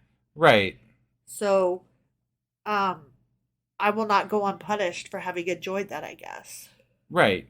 But, yeah, I mean, yes. Well. I don't know what to say about that other than I don't like reveling in people's disasters like Trump and McConnell. I don't either. But at the same time, it's hard to disassociate their previous actions from what's happening to them currently. You know, when you see karma in action happening right before your eyes, it's hard not to feel a sense of satisfaction. Right. Because we don't always get to see what go around. You know? I want to be the better person. I'm just not always that person. I want to be better than I am, because the truth is I really am just an asshole. Sometimes I feel guilty about it, but not always. Usually when I'm talking to you and I see your look of disappointment in me, then I feel like, yeah, you're right. And then I feel guilty for being an asshole. Right. I'm definitely the one that tempers that a little bit around here. Yeah, so. Definitely. You're the better person. Well, I don't want to call myself a better person. It's just I don't like reveling in people's pain. That's it's not like I like it. I don't seek it out. Right. No, I know. I understand. Look, as much as I temper it, I understand the reaction. You know what I'm saying? Like, I don't think I'm better than you. I just merely, I step past the reveling in that to go straight to I probably shouldn't enjoy this. You're a little bit less childish than I am. You know what? I mean, whatever. But that's okay, because I read better out loud than you do. Everybody needs some childishness. So. I have so much childishness. I'm very childish. And sometimes people call me that, and I'm like, oh, may I never not be childish. I have a childlike heart, and I have childlike glee, and I find joy in small, simple things. And I also enjoy seeing karma in action to those who really fucking deserve it. So, whatever. I also make wishes on stars and blow dandelion fuzz everywhere. Because it's fun. It's fucking fun, assholes. Right. Okay. Children's children are a crown to the aged, and parents are the pride of their children. Say that one more time. I'm sorry. Children's children are a crown to the aged. So, like, if our kid has a kid, that kid is the crown to you because you're the aged. I see. Okay. And parents are the pride of their children. Are they really? I don't think that's always true, really. I don't know. I think that Children are very disdainful of their parents, let's be honest. Well, I think that times have changed too. I think that there used to be a demand of respect for your elders, right? Yeah. And I think that in more recent generations, there's been a realization in society that your elders aren't always correct, and you have to earn respect, not just demand it. Yeah. So I think that the idea that elders are automatically given respect has been something that has fallen to the wayside. Agreed. More than it used to be. I'm not saying that it's not Agreed. still something out there, but it's less of an issue. Yeah. So I don't know that still applies as much as it would have in the past. I agree with that. Yeah. Nothing to add. Eloquent lips are unsuited to a godless fool. How much worse lying lips to a ruler. Eloquent lips. That's the honey-coated lips. Right. Right? They're not suited to They're fool. Suited to a godless fool. Godless fool. Okay. Yeah. Okay. Oh, they are unsuited to a godless. I don't understand what I'm saying. So a godless here. fool should not have eloquent lips. Okay. They should not speak eloquently, So I guess. eloquent lips are not the same thing as honey-coated lips. I guess. I thought they were, but this leads me to believe that I was mistaken. Right. The Proverbs seem very focused on lips. Yeah. They love the lips. How much worse lying lips are to a ruler. I mean, Don't be most a liar. rulers I know lie. Yeah, but That I've encountered. But they don't like to be surrounded by liars. I guess they want people to lie for them. They want people to lie for them, and they want people to tell them what they want to hear. But the problem is that they want it to be true too, and you can't have both. Right. Like, you can't have yes men, but also expect that the yes men are telling the truth. Sure. Like, no, they're telling you what you want to hear, and that's why you have them. Yeah. To lie happy lies to you. Right. Right. Dave Chappelle. He's surrounded by people that don't correct him anymore. Got it. And that's why he has fallen. Right. You know? Sure. No, I get you. Yeah. A bribe is seen as a charm by the one who gives it. They think success will come at every turn. Because of the charm. So, a lucky trinket. Here you go. It'll bring success to you. Wait, do they mean charm by like a charm bracelet, or do they mean charm like you're so charming? No, I think they mean like a trinket. A trinket? That's what it sounded like to me. Let me read it again. Yeah. A bribe is seen as a trinket, ? By the one who gives it. They think success will come at every turn. Oh, a bribe. Okay. So, they think, okay. They think everything can be bought. I got it. Right? Yeah. Okay. Right. Yeah, okay. I mean, yeah. Seems to be the way the world works. Yeah, I'll buy that. Yeah, you'll buy that? I'll buy that one. Okay. I'll let that one stand. Yeah. Whoever would foster love covers over an offense, but whoever repeats the matter separates close friends. Wait, so you're not allowed to discuss shitty things that happen? Is that what they're saying? Yeah, you're supposed to forgive and forget. You're supposed to shove it under the rug, huh? Yeah, sweep it under the carpet. Pretend it never happened. I don't like that. I think that you should be able to work it out and talk, reasonably with your friends. I think that with chosen family you can, but with real family you often can't. Right. I think that's a matter of having the wrong friends, honestly. Yeah, so. I agree. Yep. A rebuke impresses a discerning person more than 100 lashes a fool. Okay. So if I just talk to you and say, here's where you're fucking up, that's better than if I just beat you 100 times with a whip. Right, but they're saying the fool, specifically the fool can't be changed. It's the wise. Yeah. Which I don't agree with corporal punishment to begin with. Anybody. You're just pissing that person off more and making them hate the system and the person that does it more. Let's just give nobody lashes. Right. Ever. Like, it would be better if you reformed the person as opposed to, whipping them. So you probably were going about this whole process wrong to begin with. Yeah. This is how it sounds to me. Let's just all use our words. Right. That's all. Yeah. Just use your words. Right. Evildoers foster rebellion against God. The messenger of death will be sent against them. Oh, messenger of death, huh? Yeah, not death itself. Right, Just but the the messenger. Like, hey, yo. you gonna die. You're going to die. Okay. Yeah. I'll take a note. Peace out, man. We're all gonna die. It's fine. It's fine. Evildoers foster rebellion against God. Does that mean that we're evildoers? Or does that mean that we're not fostering, we don't believe in God, so we're not fostering rebellion against God. Right. They're assuming that God is real here, and we're not fostering rebellion against God. I guess if God were real, but we're still not fostering rebellion against God. I mean, when we talk about separation of church and state, and we try to have the words of God removed from public places, Yeah. is that fostering rebellion against God? I think it's a discussion as to me, this is the way I would choose to look at it, is a discussion of where and how God should fit into our society. And seeing as we haven't heard from the fucker if he was real, which he's not, right? But we haven't heard from him, I think that's a legitimate discussion to be having. Sure. So I've always said this, and there is no part of me that believes in God, but if there was a God and they have a problem with how I've lived my life, I'm willing and perfectly happy to answer to that God for that, because I've got nothing that I'm ashamed of. Same. And even the shitty things in my life that I've done, I would not be who I am today without them. Right. And I have punished myself more for those things than any God could ever do. Right. So I just don't have any fear of having to answer for what I've done in my life. I would like to have a talk about what God has done.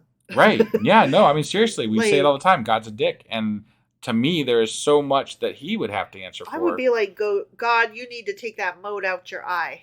Yeah. You know? Right. You do not need to be casting stones at my glass house. No. God, you don't get to judge me. Yeah. No, I agree. Better to meet a bear robbed of her cubs than a fool bent on folly. Oh, I would much rather meet the second one. Yeah. Fuck that. Yeah, I'm not You're trying... fucking stupid if that's dumb. Yeah, I'm not trying to meet Mama really Bear. Really fucking bad advice. Like, Mama Bear, like, there's a whole reason. Right? That we talk about Mama Bear. Yeah. You don't fuck with Mama Bear. No, that's nope. That advice will get your ass killed. Yep, I will always bet on the fool bent on folly. Fuck yeah. Yeah. 100%. Evil will never leave the house of one who pays back evil for good. Evil will never leave the house of the one who pays back evil for good. What is that supposed to? What are we supposed to get from that exactly? I don't know. We'll say it one more time. Evil will never leave the house of one who pays back evil for good. I don't know what one who pays back evil for good means. What does that mean? Yeah, I'm struggling with that one a little bit. So I don't honestly know. Are we not supposed to, like, be good to people who pay us evil? I don't understand. Yeah, I don't quite get that one. I'm just going to try to be good. How about that? Yeah, sure. Okay. I mean, good insofar as we can be. So right. Not good in necessarily the Christian sense. Right. I'm also going to go no contact with a certain narcissist in my life. Right, yeah. With zero guilt over it. Yes. Starting a quarrel is like breaching a dam. So drop the matter before a dispute breaks out. No, fuck you. Fuck you. You don't get to tell me to shut my fucking mouth while you sit over there and drop little comments that are clearly racist, misogynist, anti-Semitic, anti-queer. No, you don't get to sit over there and say shit, and I'm supposed to be the quote-unquote better person and not call you out because I'm the problem. Speaking of which, and you were the one that shared this with me initially, but it's made national news, but the lady that was in California that ran a shop and was very LGBTQIA friendly got shot recently for... displaying a pride flag. And I think she probably confronted somebody who yelled at her. Well, they ripped up her flag. Right, okay. They were trying to remove the pride flag, and she was like, excuse you. Right. And then they ripped it, and she was like, double excuse you, and so they shot her. Yeah. So I really hate it when people say that Christians are the ones that are oppressed. And yeah. I'm like, no, we literally can't even display our ideas to the world without fear of retaliation. Right. That's where liberals and people who don't believe in God and stuff like that sit. We are fearful of this society that we live in, which is, for us, the United States. So Yeah. Yeah. Well, I mean, we've talked about it before. We live in Ohio, and not far from where you work, like within the same county, not far from where you work or used to work, there was a dude that was shot by his neighbors because they thought he was Democrat. They thought he was Democrat. Right. They didn't even know for sure. Yeah. They thought he was a Democrat, so they shot him. Yeah. Because you don't be a Democrat in that county.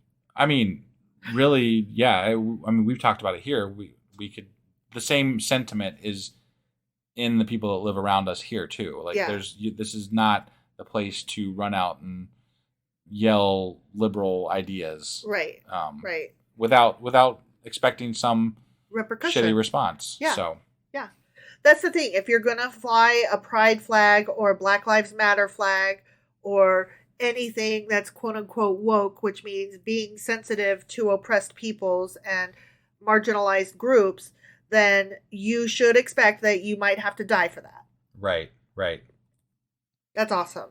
Yeah. So no, I'm sorry. Fuck you. I'm not going to drop that matter. Right. You can, in fact, kiss my ass. Well, and dropping those matters is what lets those ideas persist that are wrong. Right. So, that to me is not correct.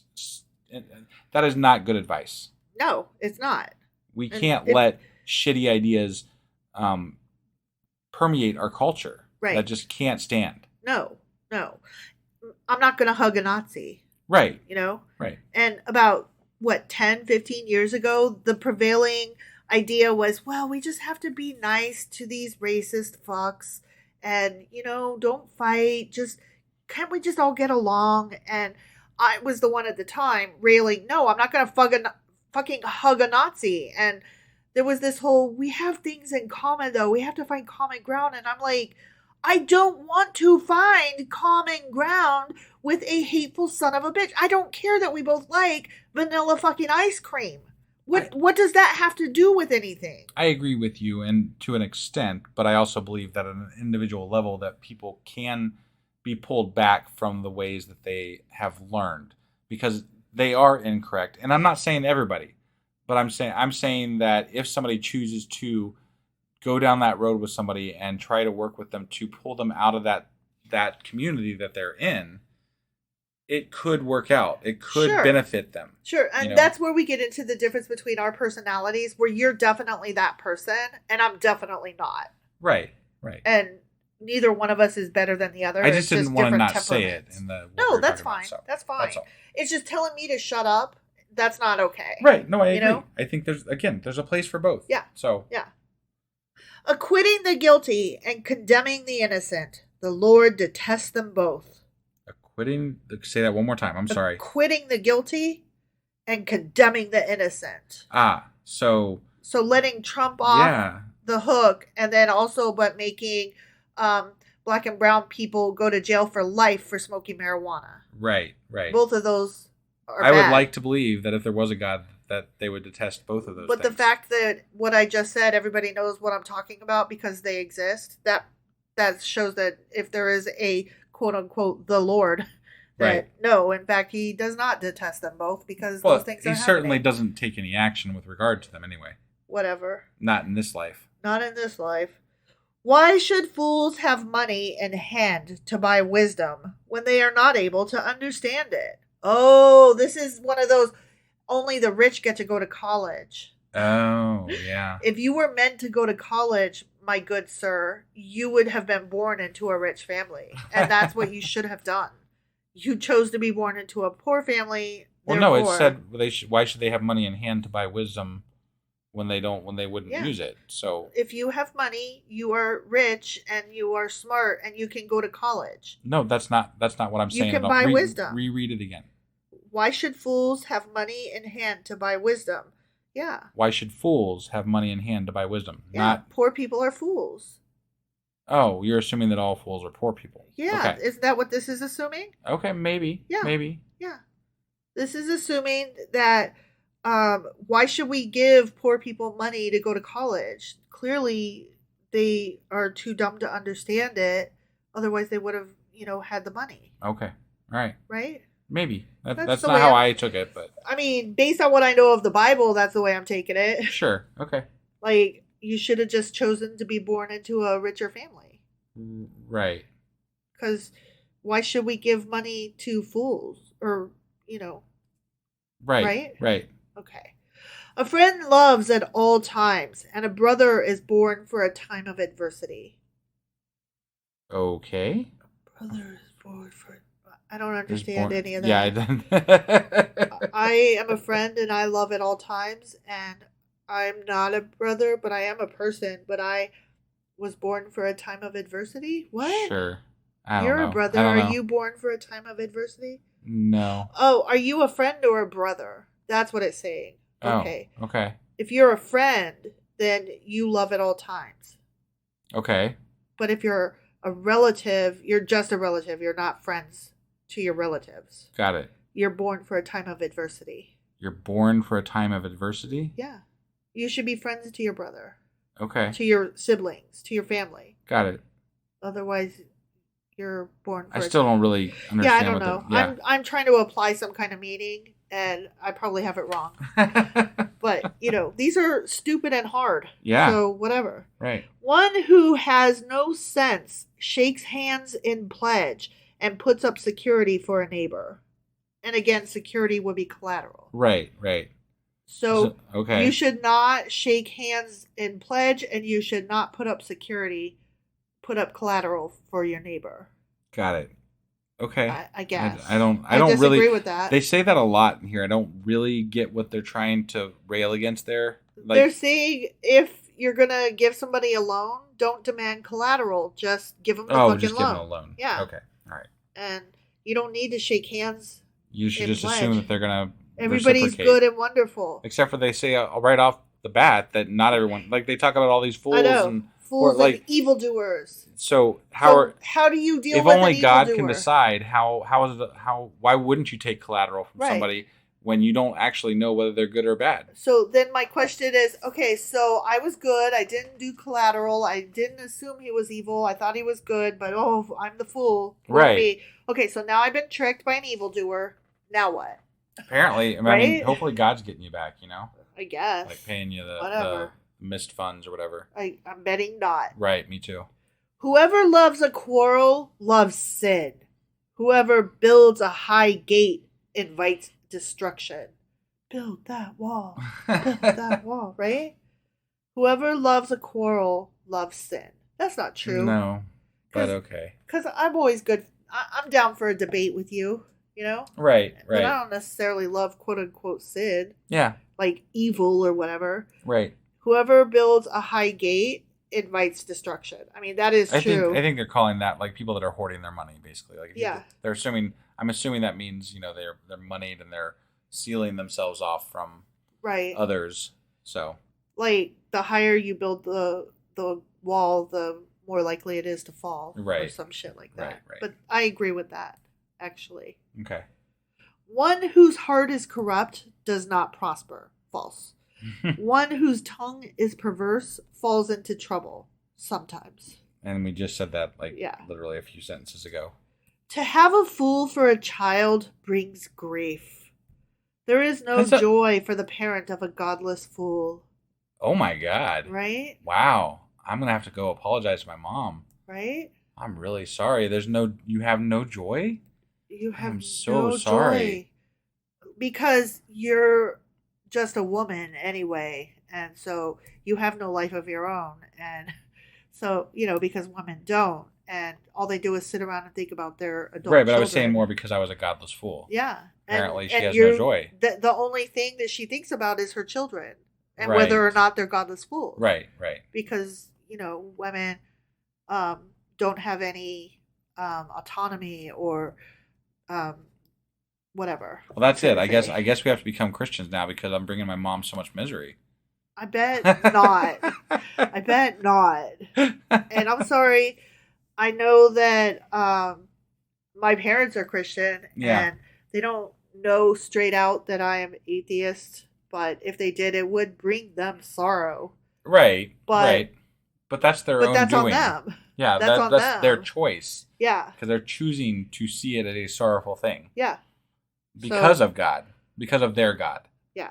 So now, there was a joke that came up about how my parents said something about that, all of the climate change that's happening. Like, this is directly out of scripture. All of the bad things that are happening in the world right now. And so they know that the end times are coming. And so they're sad because they're going to be raptured. And they just wish everybody would be raptured with them. And I said, well, I'll take care of your cat when you're gone. And instead of being like pissy about it, my mom actually laughed. Okay, ready? A cheerful heart is good medicine, but a crushed spirit dries up the bones. Okay. A cheerful heart is good medicine, but a crushed spirit. Yeah. Okay. I mean, yeah, that kind of makes sense. You gotta get yourself up in the morning. You gotta get yourself moving. You can't be crushed all the time because joy begets joy. Yeah, sure. And if you're like perpetually a downer, you can put yourself into a real cycle of self-perpetuating and catastrophizing. And that's not to say that medical depression is not a thing. It certainly is. I'm on medication for it. But I also happen to know that I have a habit of living in that depression and wallowing. I also happen to think that someone can be too cheery. Oh my God. I have met people that seem too cheery. Yes. And I'm like, could you just, not be as cheery? That I have you're really, I don't know. This is horrible of me, but I always assume that somebody who's like cheery like that all the time, or is like above it all, like, oh, I just don't think about politics. I always think of them as slightly kind of shallow and not intelligent. Got it. Because I'm like also privileged. I don't think that's necessarily true. No. I'm not saying it's true or not. I'm saying this is how I perceive somebody like that. Sure. Whether it's true or not, my instant thought is, it must be nice that you don't have to worry about politics. I guess you have clean drinking water, have never been raped, never had to worry about an abortion. You made all the right choices and everything just fell perfect into your lap. How lucky fucking for you. Right. Like, thank goodness you didn't have some kind of catastrophe befall you where you had to, worry about laws. Like, yay you. But, I'm like, me not worrying about these things doesn't make these things that are in my life not suck. Right. Like, sorry, some of us have to worry about things like trans rights and gay rights and abortion rights and rights and some of us want women to have autonomy. You go on with your bad self though, and be better than me and happy all the time and not worry about politics. Right. Like, those kind of people they annoy me. They annoy me because they act like I'm the problem. And I'm like, no, me pointing out the problem, I'm not the problem. The problem is the problem. I don't know. According to the Bible, you are the problem, though. Okay. You know what? There are times when I am the problem because, hi, it's me. I'm the problem. It's me. Yeah.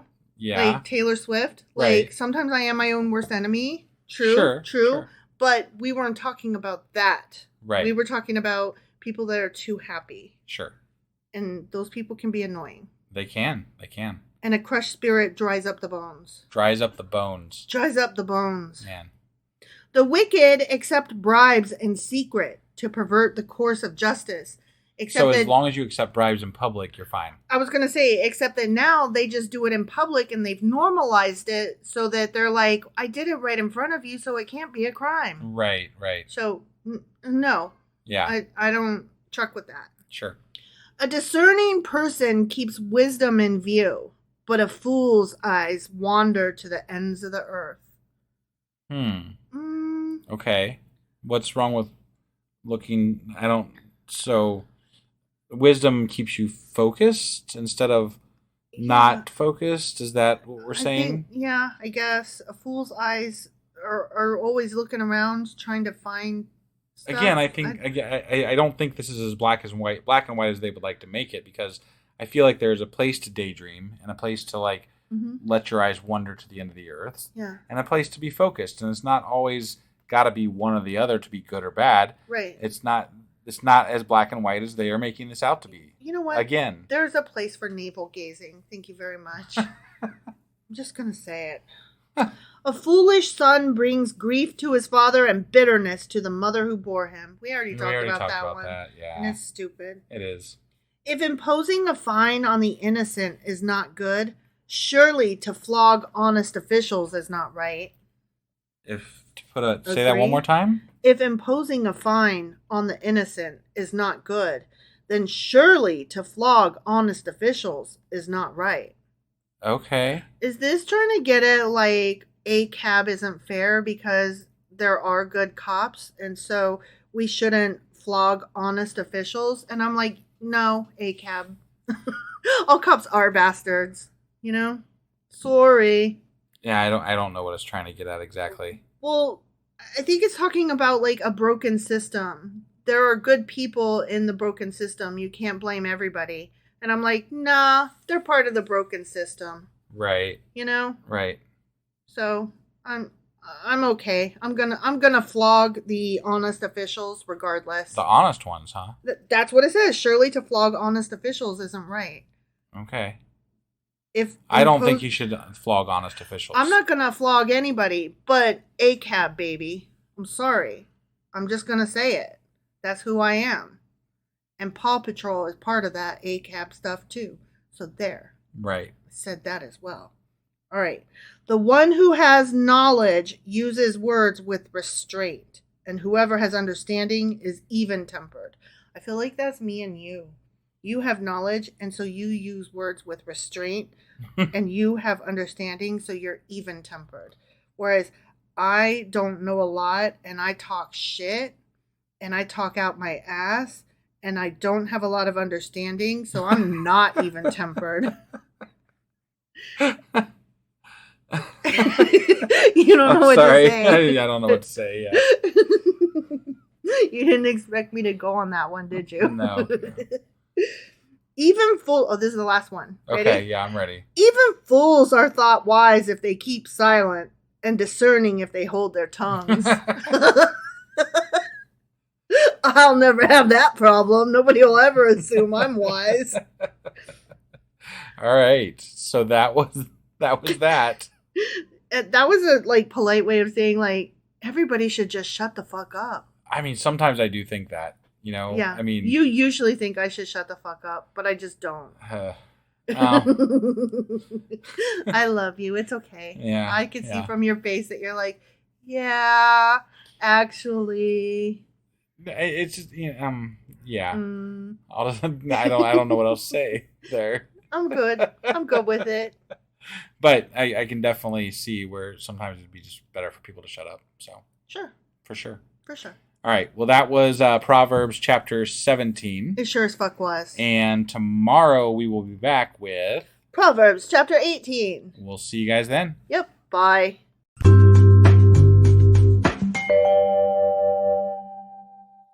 Husband. Wife. Do you know where we are? We are in Proverbs, and we're still in the Solomonic Proverbs, which are asinine. They're simplistic and childish. They really are. And much like the Republican debate that we watched tonight. Oh my gosh. y'all missed some good stuff. Yeah, it was yeah. I think we're going to comment further on that this weekend. Probably, yeah. So, yesterday I know we read Proverbs chapter 17. Correct. And today we will be getting into Proverbs chapter 18. Let's go do this. Okie dokie.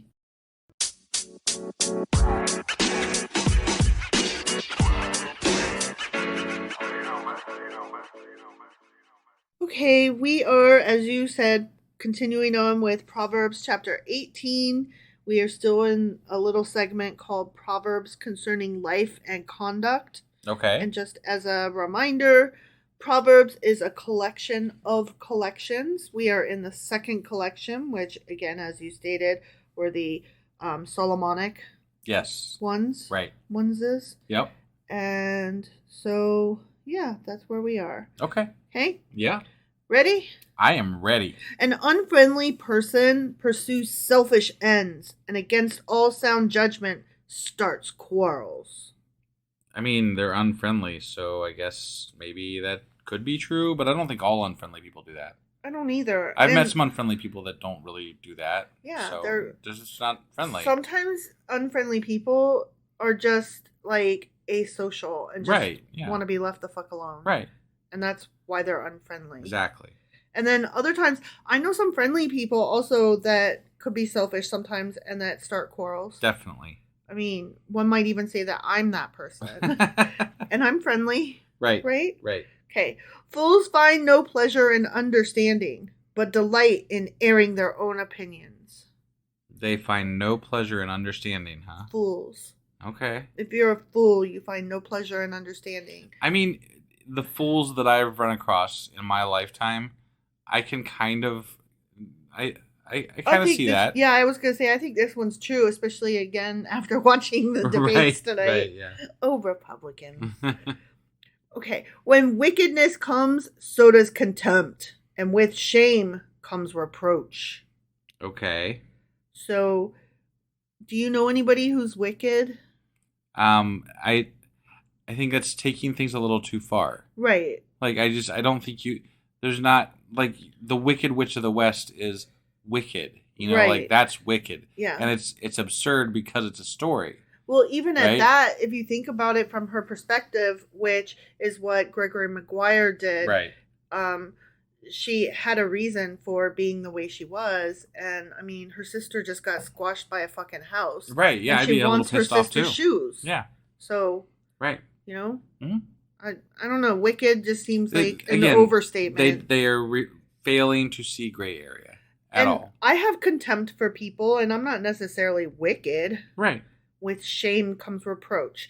I do agree with that one, that usually when you are criticizing somebody else, it's not always just because you see their flaws so much as that the flaws that you see are things that you're ashamed about in your own self. Right, right. Like, I notice that in myself a lot. Yeah. So, I'm just being honest. The words of the mouth, as opposed to the toes, the words of the mouth are deep waters, but the fountain of wisdom is a rushing stream. Okay. It just means, like, some people are all talk and they got nothing behind it. Yeah, no, I get it. So, yeah, I'm okay with that one. Right. Sure.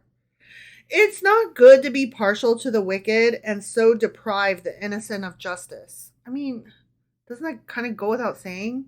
It's not good to like bad people. You should like good people. Right. Right? Right. But those good people that you're talking about, who judged them wicked? Right. Or whatever, or you know? Good. Yeah. Yeah, right. Yeah. Like, that's, again, it's a subjective thing, yeah. So. But I mean, okay, if somebody is, like, being an asshole, it's like, you shouldn't be partial to that asshole. Okay. Sure, but again, like, let's just take today's society, right? Okay. Would you trust a Republican's opinion about who was wicked and who was good? Absolutely not. Right. So that's what I'm getting at. Right. But yeah, okay, I see what you're saying. Right. I'm pretending that I know the answer as to who is good and bad. And that makes me the judgy pants here. The lips of fools bring them strife, and their mouths invite a beating. Whoa! I don't think anybody deserves a beating, nor do I think that they invite it. Right. Those mouths must have been really bad. They're always talking about lips and mouths. They really are. And I'm really sorry, but I don't think just because you're a fool that you bring strife. And I don't think just because you're a fool means that you invite a beating. Right. Yeah. Like, oh, sorry I was stupid. Right. My goodness. You know, if this was true, this would say that I'm asking for a beating every day. Well, I was going to say that this sounds like the saying, you brought that on yourself, you know? Yeah. Right. And sometimes that's true because, you know, karma. Yeah. But also sometimes that's not true. Right. But also I don't believe in, you know, beating people. That's what I'm saying. So. Like, I'm a fool all the fucking time. I don't think that just because I'm a fool all the fucking time that I am literally inviting a beating. Right. Right. No, thank you. Yeah. The mouths of fools are their undoing, and their lips are a snare to their very lives. I can't hardly hear these words because every fucking Fool. other word is lip and mouth. Lip, mouth, fool, folly, refuge. It all sounds exactly the same because, like, all I'm hearing is lips and mouths. Yeah. I mean, this one is kind of true-ish, I guess. Can you say it one more time? Because I'm... Yeah. The mouths of fools are their undoing. So, like, stupid people out themselves when they open their mouth and start talking shit. Okay. Sure. And the shit that they talk is a snare to their very lives. Oh. Yeah. Okay. Yeah. All right. Like, once again, killing themselves with their own words because they're dumb. Yeah. Got it. The words of a gossip are like choice morsels. They go down to the inmost parts. My ass? They go down to my ass? Actually, I was reading I was on a discussion that the Freedom from Religion Foundation here in Cincinnati was having. They had a scientist on talking about how when you're born, your gonads start up near your heart. Yeah.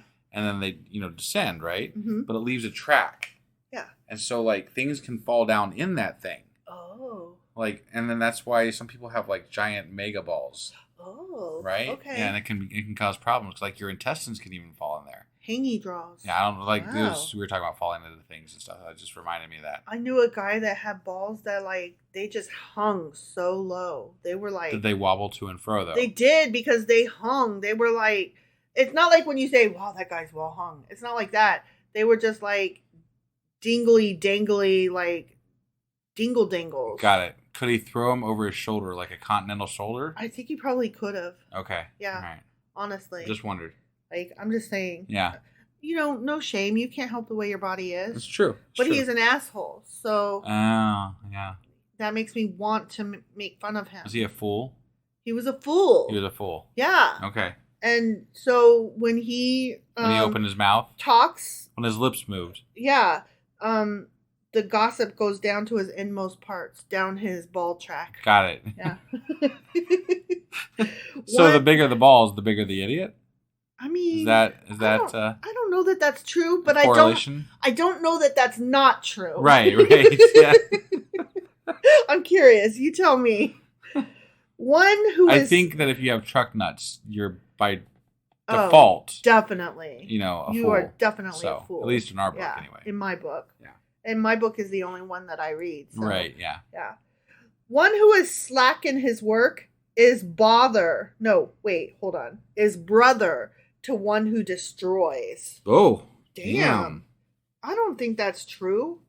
What if you're, because I've run into this before myself because I get busy doing, so I have a job where I have some downtime sometimes. Yeah. And sometimes I'm slack in my work, but usually I'm slack in my work because I'm working on something for the podcast. So is that the same thing? Am I gonna bring my own destruction here? You're still doing work. You're just not doing the work that you're being paid to do in that moment. Right. Yeah. Right. I mean, it's not really like I don't do a ton. Like I'll send out a tweet or something, You're slacking off at work, but sometimes, you're not slacking off. Right. Yeah. I don't know how I feel about that. Yeah. Because you're not slacking off in your work. You're just slacking off at that work. particular work. Yeah. Right. At that job. Right. But one might say that our podcast is also a form of self-employment. Yeah. And so you're always on the job. Sure. In that sense. Right. So, I don't know. So I'm always working. You're always working. Yeah. Feels like it. It does. The name of the Lord is a fortified tower. Okay. The righteous run to it and are safe. Okay. You know what that made me think of just now? What's that? It made me think of the movie 28 Days Later when he and the girl that he teamed up with, like they saw in the distance the tower that was like lit up, the apartment building. Yeah. And that's where Hannah and her dad lived. Right. They went to join them. Yeah. And so they saw the fortified tower, which was fortified with fucking shopping carts. Yeah. And they were righteous and they ran to it. And then they were safe. Got it. The end. Got it. Okay. That's one of my favorite zombie movies ever, you guys. Yeah. 28 Days Later. I love it so much. Yep. The wealth of the rich is their fortified city. They imagine it a wall too high to scale. That is true. That is true. They do. And oftentimes, anyway. yeah. I don't think that's 100% though either. No, obviously, Right. but it's true enough. Some people temper their wealth with humbleness and try to not be Sure. overly greedy. Sure. So. But this is directed towards the assholes. Right. The And- ones that have dick spaceships and stuff. And that make billions of dollars. Right. Yeah. Before a downfall, the heart is haughty, but humility comes before honor. Okay. Okay. Like, pride comes before the fall? Is that what that's like? I don't know. I'd have to That's- dissect that one a little further. I don't 'cause want to. It's too late hard. and I need to get to bed, so I don't care that It's much just about too that one. Boring. I'm like, I don't care about it. yeah, that one. Let's skip. To answer before listening, that is folly and shame. Ooh, it's kind of like when you're on Jeopardy, as we always are, right? We're always on Jeopardy. Are we? Yeah. Yeah. And then, like, they're not even done with the question, and you're already ringing in. Yeah, and sometimes they do it so soon. I'm like, oh, you idiot! Yeah, you don't were even, just trying to beat the buzzer. You didn't even care about the question. You don't even. And actually, it's not the question. They're giving you the answer. Well, You're supposed to give the Sorry, question. my bad. No, I did it first. But yeah, you should listen to the whole fucking thing and then answer. Right. Yeah. Right. Yeah. I always love it when like two people buzz in before they've even asked the question. Yeah. And they both get it wrong, and then the last person's like, ha. And they sit there, wait, and listen. And then they're like, Right. they buzz in. Like, oh, would you like to venture a guess as to Right. and the answer is like red. Yeah.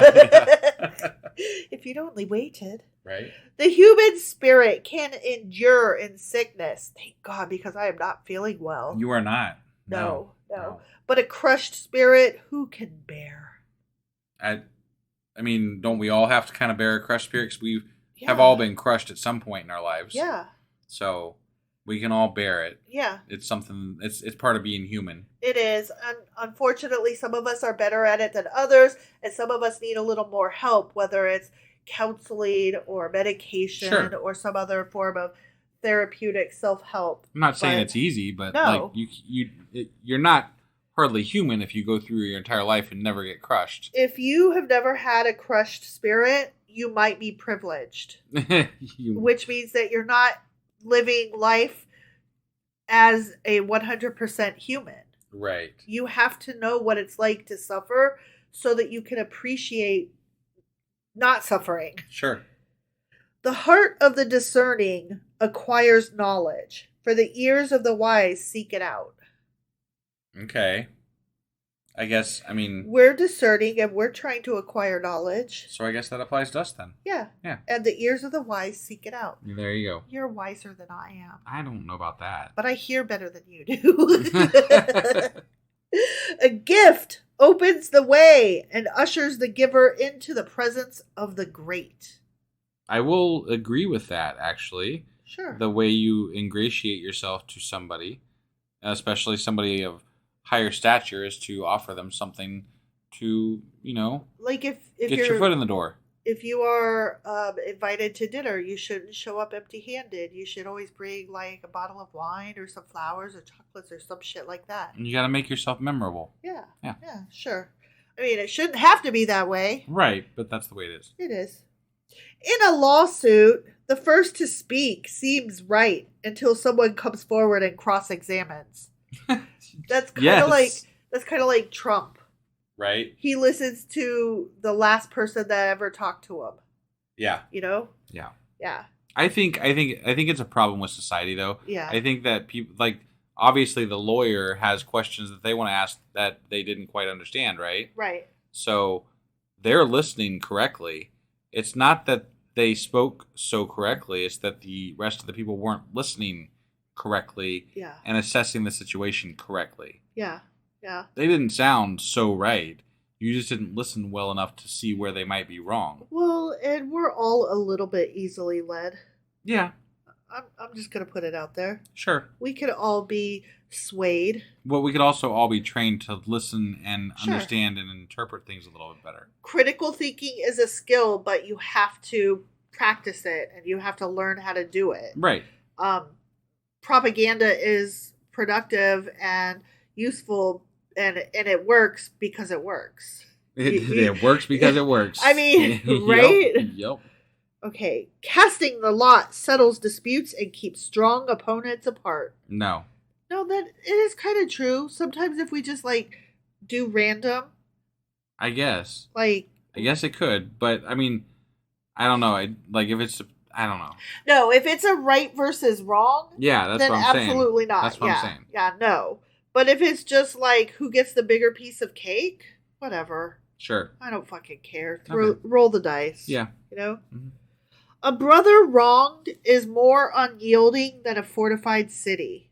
Disputes are like the barred gates of a citadel. Okay. I mean, I kind of can see that, So, if somebody hurt your brother, you are going to be more unyielding than a fortified city. Let's just say anybody that's close to you gets hurt, or anybody close to you hurts you. Yeah. You're going to be angrier Yeah. in those instances than you would be Because any other time. It's more personal. Right. Obviously. Yeah. Yeah. From the fruit of their mouth, a person's stomach is filled. With the harvest of their lips, they are satisfied. You know what? I'm going to pass on this one. Because it's too much fruits and lips. mouths and lips. Yeah. Okay? Uh-huh. Pass. Sure, pass. Okay. The tongue has the power of life and death. Wow. And those who love it will eat its fruit. Yeah, they Wow. will. Oh, that's some good stuff right there. That's pretty good, yeah. Yeah. I'm going to eat your tongue. I'm going to eat the fruit of your tongue. Yeah. He who finds a wife finds what is good and receives a favor from the Lord. I mean, I like my wife. But did you receive a favor from the Lord? No, it was just, we just like each other a lot and love each other. Yeah. So. Yeah, even when we're mad at each other, we're like, but I'd rather be mad at you than anybody else. Yeah. God had nothing to do with it. I never talked to the dude. No, me neither. Yeah, right? No. I don't want to. I don't think that's going to be an issue. Nah. Yeah. Not a problem. The poor plead for mercy, but the rich answer harshly. So we're back to, are we not liking poor here? Wait, no, I think we do like the poor because they plead for mercy, but the rich answer harshly. Okay. So the rich are supposed to share and Got it. Don't be assholes. Because harshly is a negative connotation. Okay. I was taking that the wrong way. Yeah. Well, you never know because when it says the poor plead for mercy, you're like, where's this going? Right. Is it bad that they're pleading? I don't know. Okay, so that one was the poor. We should feel sorry for them. Mm-hmm. Okay? Yep. Which we do. One who has unreliable friends soon comes to ruin. But there is a friend who sticks closer than a brother. I mean, true. I would say true, yeah. Yeah, unreliable friends suck. And I don't know that it's 100% the truth, but I definitely have a friend that is closer than my brother, I guess, sort of. Not, I don't know. It just depends on how you look at it, really. Well, it depends on. We hang out more, right? That's. But I don't know that I would say closer. Right. But I don't know. Yeah, I don't either. I mean, I have a best friend, and she and I are pretty close, and I tell her everything. Right. And she's my chosen family. Yeah. Anyway. I think it's just making another case for chosen family. Sure. That's what I'm going to go with. That works for me. Yeah. Was that the last one we got there? That was the last one we got there. All right. So that was Proverbs chapter 18. Sure as fuck was. And tomorrow we're going to be back with Proverbs chapter 19. Oh, one more thing before you guys get out of here. I don't know if I mentioned this in the last podcast, but we are going to be doing on our Discord channel, we're going to be doing a bi-weekly midday live podcast on Sundays, or most often on Sundays. Right. To be kind to our friends that are overseas. Yes. Because we have some that are across the pond that can't join our 10 o'clocks. We're trying a different time slot that might be more acceptable to them. So Right. So not starting this weekend. Right. It'll be the weekend following. The weekend following. Yep. And it's already scheduled in Discord. So if you aren't on Discord yet, hop over there. And then when you're there, head to the events thing at the top left on the desktop. And, RSVP. And then we'll see you there live. Yeah. I think Sunday, September 3rd? I don't know, something like that. Right? Somewhere around that. It'll be at 3 p.m. though. Yeah, 3 p.m. and that is Eastern time, which will make it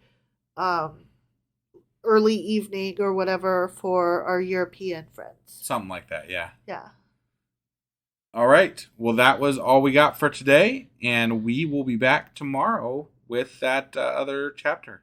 That other where chapter they had more Proverbs. That other one that's 19. That's 19. Yeah. All right. We'll see you then. Okay, bye.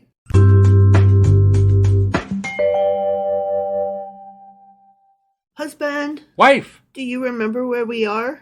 We are in the realm where you are sick as fuck. I wouldn't say sick as fuck. I just don't feel at my best. Right, yeah.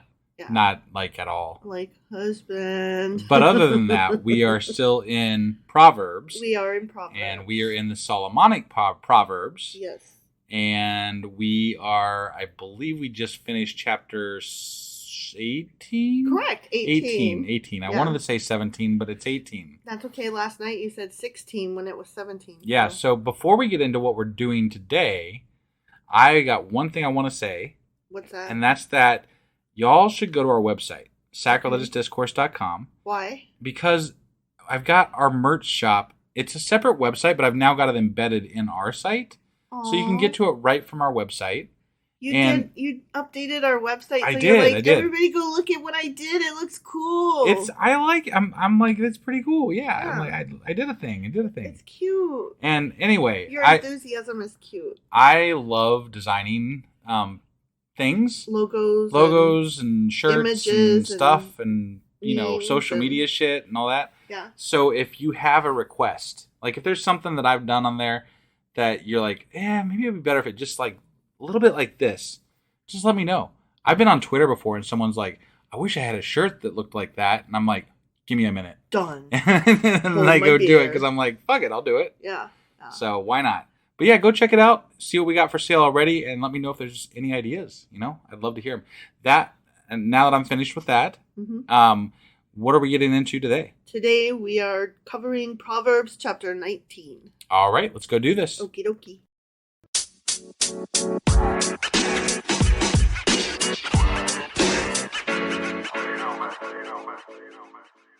All right. Well, as you asked, we are in Proverbs chapter 19. We're in the section called Proverbs concerning life and conduct. Okay. And this is part of the second collection within the book of Proverbs, which, as you pointed out, was the first Solomonic collection, or just the Proverbs of Solomon. Sure. Okay? Yep. All right. So here we go. All right. Better the poor whose walk is blameless than a fool whose lips are perverse. So wait, so we're not comparing the poor to the rich, but they're blameless. Only if their walk is blameless. Only if their walk... Okay, that probably means they got to stay on that straight path. Yeah.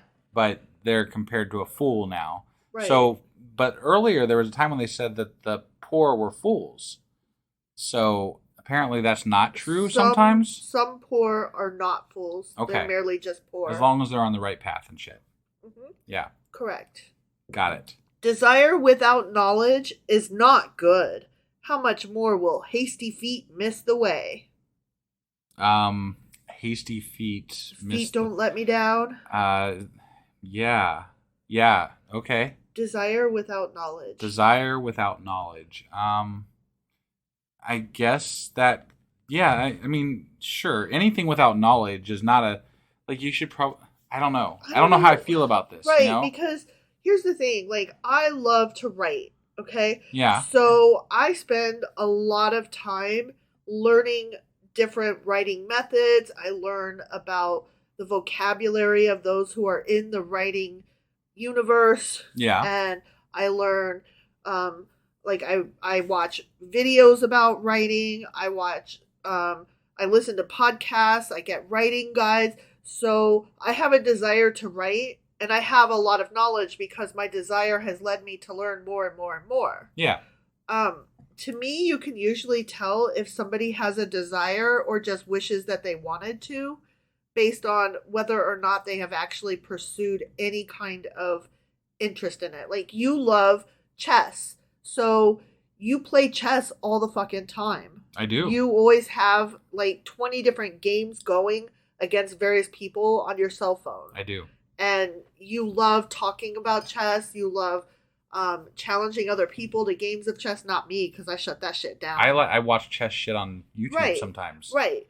But I know people who are like, oh, I could write a book, or, oh, I've always wanted to write a book, or, yeah, I like chess. But then, like, if you ask them, have you ever looked into these things?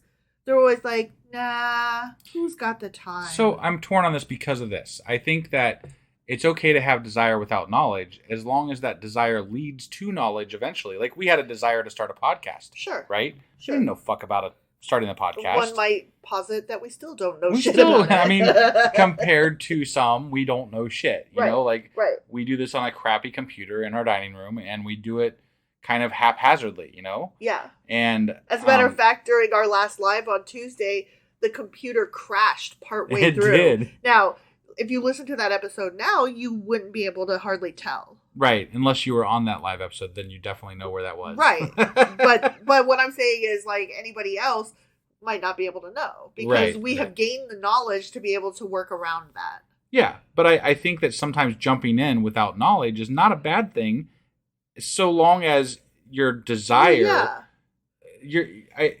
there's desire that leads to frivolousness, right? Sure. And just like Give an example of frivolous desire. The desire to eat out, like, that's frivolous. Like, I desire without knowledge how much money I have in my account. I'm just going to go eat out. You know, you could hurt yourself knowing that way, right? Oh, you know what? And I'm just saying, like, I'm trying to think of an example of why. Okay, I've got one too.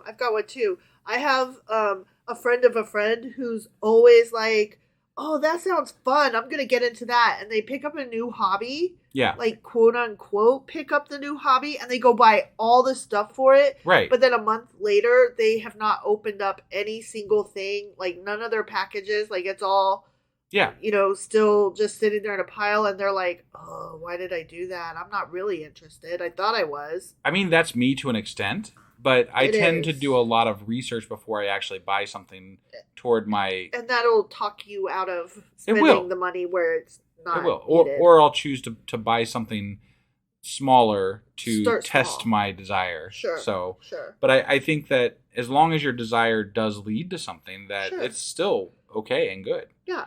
But whatever. We're going on way too long about this. Yeah. But whatever. I just like the idea that if you are really interested in something and you have the desire, you can tell by how much time you put into learning more about it. Yeah. If you have been saying for years that you have an interest in XYZ, ask yourself, do I really though? Right. Like, how much time have I spent learning about it? Right. That shows you your will to actually do it. Here's a personal example. I love reading, and for the longest time, I always said that I was going to read all the classics. Right. And here's the fact of the matter. We have all the classics on our shelves, and I also am a library whore, so I have access to everything free through my phone if I wanted to do audio instead of pick up a physical book. Yeah. I have discovered, because I have access to these and have not pursued it, the truth of the matter is that I wish I wanted to have interest in these. Yeah. I want to But your reading list is like miles long too. So you are like... No excuses for me. Well, no excuses, because this example that I'm trying to give tells me how much I actually have this desire. Right, right. I have pursued desire for things that I don't own versus stuff that I actually have access to. Right, which could be viewed as detrimental because we bought the books. It could, but they're classics, and it's fine to have classics on your shelf. But I'm just saying, it Right. could be viewed as like a frivolous purchase because Right. you desired something that didn't actually pan out to be something that you really pursued. Right. So- That is true. That is true. And, no shade if you find out, like, oh, I guess I didn't really want to do that as much as I thought I did. Right. Like, you still learned something. But Ultimately, it's just not that big of a deal. Yeah. I think that if you've been telling yourself for 20 years, if I only had the money, if I only had the time, if I only had the resources, I would totally do this XYZ thing. Yeah. Ask yourself if that is true. Sure. Don't lie to yourself. That's all. Yeah. A person's own folly. Oh, let me try that again without being sick. Sorry. A person's own folly leads to their ruin, yet their heart rages against the Lord. A person's own folly leads to ruin, yet their heart rages against the Lord. Yeah. Okay. That sounds kind of counterintuitive as far as how that's said. Because it's like they're bad and then they're also bad. Yet they're also bad. Their foolishness, folly is foolishness, leads to their own ruin. And even so, they're raging against the Lord because that's how foolish they are. Oh, okay. Okay. Did I rephrase that? Does that... It helps a little bit. Like they're raging against the Lord because even though it's their own stupid choices, I guess, right? Yeah. Like I guess that should be maybe how it's read. Yeah. So whatever, right? Who cares? I don't know. I was just trying to understand it better. Yeah, Whatever. I don't really care. Right. Wealth attracts many friends, but even the closest friend to the poor person deserts them. What? Wealth No. You attracts know what? many friends. Wealth attracts many fucking wannabe and fake friends. Yeah. And yes, if you're men. poor, your friends are your treasured people. That is true. So fuck that comment. That is a stupid comment. This is a dumb comment. Yeah. If people pull away from you during your times of hardship, whether financial or otherwise, right, you should rethink who your friends are. Mm-hmm. And I've been that bad friend who pulled away from somebody when they went through something rough. And then I had to ask myself, what kind of person am I? And then I went back later and apologized and tried to make amends. Yeah. So no shade. I'm just saying, again, examine who you are as a person and try to be better. Right. But that comment, like in the Bible, I view that exactly opposite. Yeah. No, I totally agree. Totally agree. A false I am having a hard time and I apologize. Can't imagine why. Well, my nose is all plugged up. I know. So I'm sitting across from you. I can tell. I know. I bet even our fans can tell. I'm sure they can. So I'm just continually apologizing because I'm going to fuck this up as we go. That's Husband fine. did ask, should we maybe wait? And I was like, no. Yeah. I did not pressure wife into doing this. No, I was like, let's just go ahead. And maybe I should have taken his advice. You guys be the judge. Let me know. A false witness will not go unpunished, and whoever pours out lies will not go free. Well, I guess that's yet to be determined. We got to find out. So Trump was he turned himself in today, so we'll find out. Yeah, we'll see how that all goes. I think that is a true statement in the most ideal world. Right. Which we don't live in, because often false witnesses do go unpunished and liars do go free. Yeah. Like, that's why we complain about our justice system being so fucked. Yeah. Many curry favor with a ruler, and everyone is the friend of one who gives gifts. That's what I was saying before, that the rich don't necessarily have friends. They have people that are currying favor. Yes. They are trying to get some of that, like, there's the good stuff. Let's get some of that shit. Yeah. They got all the money. They got all the wealth. Let's be friends with them. I don't know how many of you watched the Republican debates last night, but I think Vivek Ramaswamy was totally trying to gain favor and curry favor with Trump. Oh, yeah. He wants to be his VP so bad. Yeah. He stained his undies. That guy is... He's dangerous. Cuckoo. He's dangerous. Yeah. And I think he's going to... I think he's going to be seriously considered as Trump's... Can you imagine that ticket? That ticket is the most ridiculous fucking ticket I could imagine. Right. That would be such an absurd... how are the racists gonna be okay with that? Like, no, a brown person? What? You know what? I think that he might actually breathe, even in the ridiculousness of it, because he's younger and because he is such a blowhard. I think that might actually help Trump. Yeah, no, and I agree. I hate to say that. I but, totally agree. I totally agree. That scares me. That ticket scares me a little bit. It does me too, but that's for a different night. And I think he's really dumb too. We're going to talk about that another time. I know, right. But no, I totally agree. Okay, the poor are shunned by all their relatives. How much more do their friends avoid them? Wow. You people are shitty people. Right? You avoid, your family shuns you for being poor, and your friends are like, fuck you. Wow. You got, these are crap ass people. I don't like them. Though the poor pursue them with pleading, they are nowhere to be found. Damn. Right? Like, I just need some help, man. You were my friend when I had money. What the fuck? Yeah. I would be cutting some people off. Well, they don't give a shit. You're poor. Right. But that assumes that you'll stay poor. Right. Like, I mean, you'll never. But them cutting you off and your family cutting you off is, helping guarantee that too. Is helping you stay poor. Yeah. So like that's just shitty though. I cannot imagine having a friend who's down and out and saying, fuck you.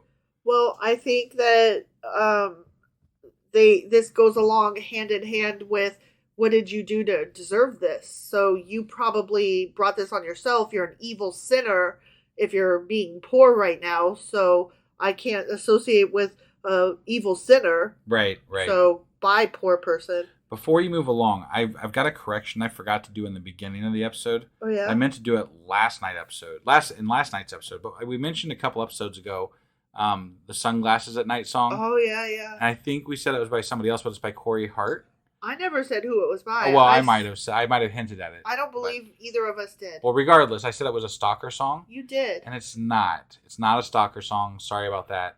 I just wanted to say it before I forgot to say it in yet another episode. So got it. That's all. Got it. I'm done with my correction now. That's my correction. I mean, I know the song. I was wrong, but I don't know who sings it. I think it was Corey Hart is who they said. Okay. So I know that I said the song "Every Breath You Take" by The Police is a stalker song. Yeah, but that one is. That one is right. Yeah. Oh, and thank you, Carmen. Thank you, Carmen. Right, yeah. For correcting husband. Yes. He does always need to be brought down. I'm often wrong. I love it when you're wrong because you're never wrong. So when you are wrong, it's like yes. It's like when you're bad at something for a minute. Just a minute, be bad at something. Yeah. Fuck's sake. Right. The one who gets wisdom loves life. The one who cherishes understanding will soon prosper. I'm sure. Okay. Sure.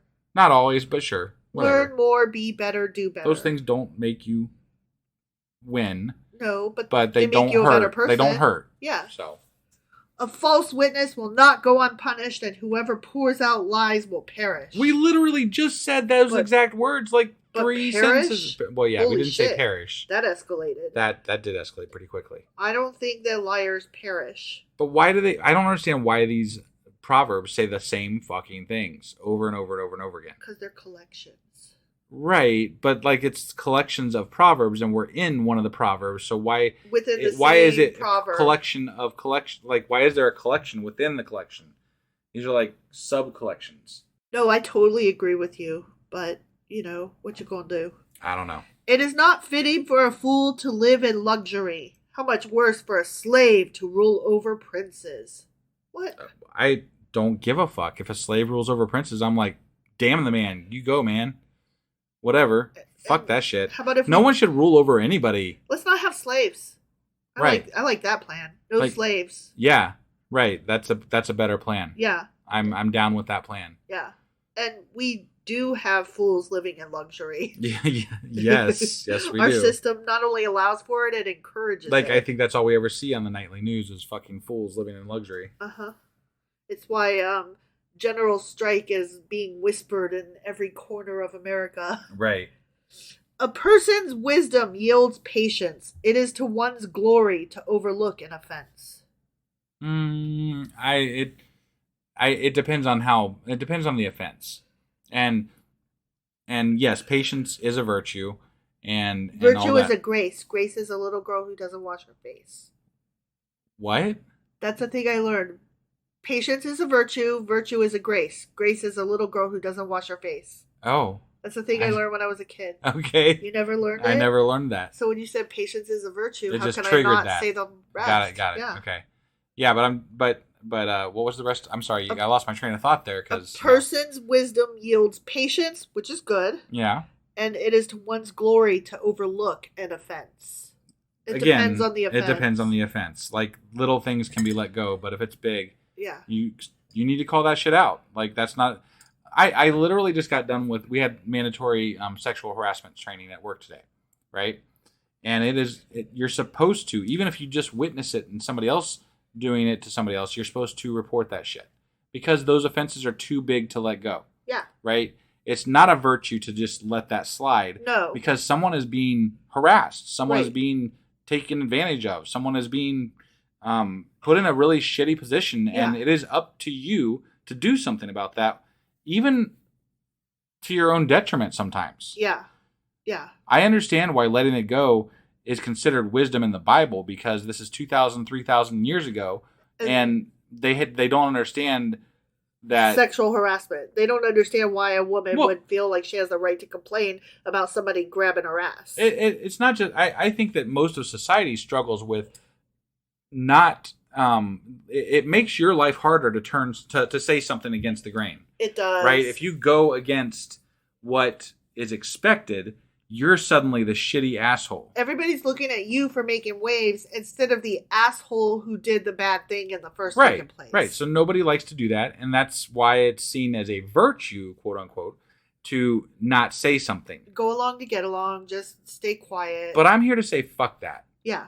I agree. And I've grown into that because I was more the other way before I met you. You were. And you have brought fuck that. We need to say something out of me. Yeah. And I think it's a better way to be. It's the more harder. correct. It's harder, but it's the more correct way to be. Agreed. It's just that I've always been an asshole that everybody doesn't like, so I'm used to that.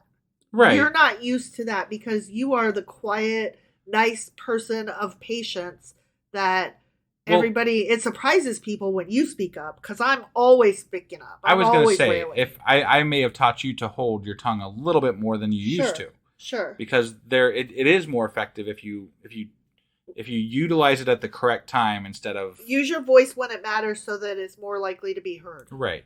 That kind of thing. Yeah. Yeah. A king's rage is like the roar of a lion, but his favor is like dew on the grass. I love when kings doo on the grass. A foolish child is a father's ruin. Oh, no. And a quarrelsome wife is like the constant dripping of a leaky roof. Fucking nag. God. She's always telling me to take the trash out and yelling at me when I leave footprints on the floor she just mopped. Yeah. Oh, if that bitch would just stop. Those damn kids and wives. Jesus. Wasn't for them, I'd be fucking fine. Right. You'd be lonely and you'd have to cook your own fucking whatever and mop your own shit. Right. So, yeah. Yes, those are your options. You can, whatever. Yeah. We know what I'm saying. Well, obviously the guy, sorry, I can't even say it. I was going to say that the guy obviously just didn't beat his wife enough. Oh my God. You need to stop. I'm just saying in the Bible. In the Bible. Like this is Bible thinking here. I'm just saying, I mean, that was a thing, right? That was how they did things back then. You got to keep your wife in line and stuff. They don't have the rights or any of that shit. And you stopped asking. It is not, just for the record, it is not okay to beat your wife. Ever. It is fucking wrong, and I will call you out on that bullshit and fuck you for doing that. Yeah, totally. But at the same time, like, you stopped asking me, like, why are you nagging me all the time? Because my response is, why are you not doing the thing I asked you to do all the time? Like, it's a legit fucking response. Right. Like, right. I am nagging you because you are a child who was not taught to take care of your own shit. We have learned, you and I have learned to, we know where each other stands on pretty much everything. Yeah. So we don't have a lot of, like, our quarrels, quote unquote, at this point are more of a routine fight. Yeah. It's did you really do that again? Jesus. Yeah. That kind of thing. Yeah. Yeah. But whatever. I mean, if I mop the floor and you put footprints on it, like coming in, walking in the freshly mowed grass or mud or something, Yeah. like you would not be like, bitch, don't criticize me. No, I'd probably be like, oh shit, and then clean it up. Yeah. Or you would be like, actually, yes, I know I did that, and that sucks, and I'm sorry, But here's why. Here's why. And then we would both be annoyed. Right. With each other and with the whole thing. Sure. And then we would watch Doctor Who and fart in each other's general direction, and it would be fine. And everything would be great. Yeah. Yeah. Yeah. Houses and wealth are inherited from parents, but a prudent wife is from the Lord. Aww. You get your physical belongings from your parents, because all parents, didn't you know, have houses and wealth. Well, they do. The only way to attain wealth back then would have been through an inheritance, or and every parent had that. Right. Period. The end. They all had houses and wealth. Unless you were poor, there were poor people too. No. Every parent has houses and wealth, and they pass them down to their kids. That's what this is saying. Okay. And everybody is lucky, and everybody has wealth and houses. Got it. Okay. Got it. And you got a prudent wife from the Lord. It had nothing to do with you making good choices and winning me over, or me making good choices and winning you over. Nothing. Right, I'm from the Lord. Right. No. Oh, No. Laziness brings on deep sleep, and the shiftless go hungry. The shiftless go hungry. Lazy people, they sleep too much all the time, and that's why. And then they go hungry. Okay. How about people that sleep a lot might have physical and or mental issues, and they're not lazy. Maybe they just have a problem. Right. Could be. And maybe the people in their life who love them help them not go hungry. Yeah. How about that? Could be. Whoever keeps commandments keeps their life, but whoever shows contempt for their ways will die. Damn. We die. The commandments I'm assuming they're referring to are the 10 Commandments? Sure. Maybe? Yeah. Or just any commandments, maybe. You keep commandments and you keep your life. As long as you follow rules type thing. Follow rules, don't die. Got it. You stay alive. Yeah. I will find you. I mean, generally, I'm kind of okay with, like, you stop at a stop sign, right? That's sure. It's commanding you to stop, and that keeps you alive. And you wear a seatbelt, that keeps you, I mean, usually, and I'm not saying always, but I would say usually rules are there for a good reason.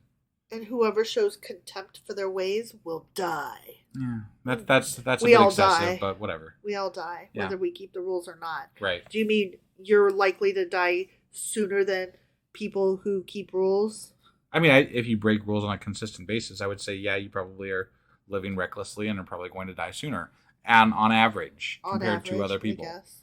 I don't know. That reminds me, I just saw one of my cousins sent me a meme that showed a picture of Mick Jagger at age 50 and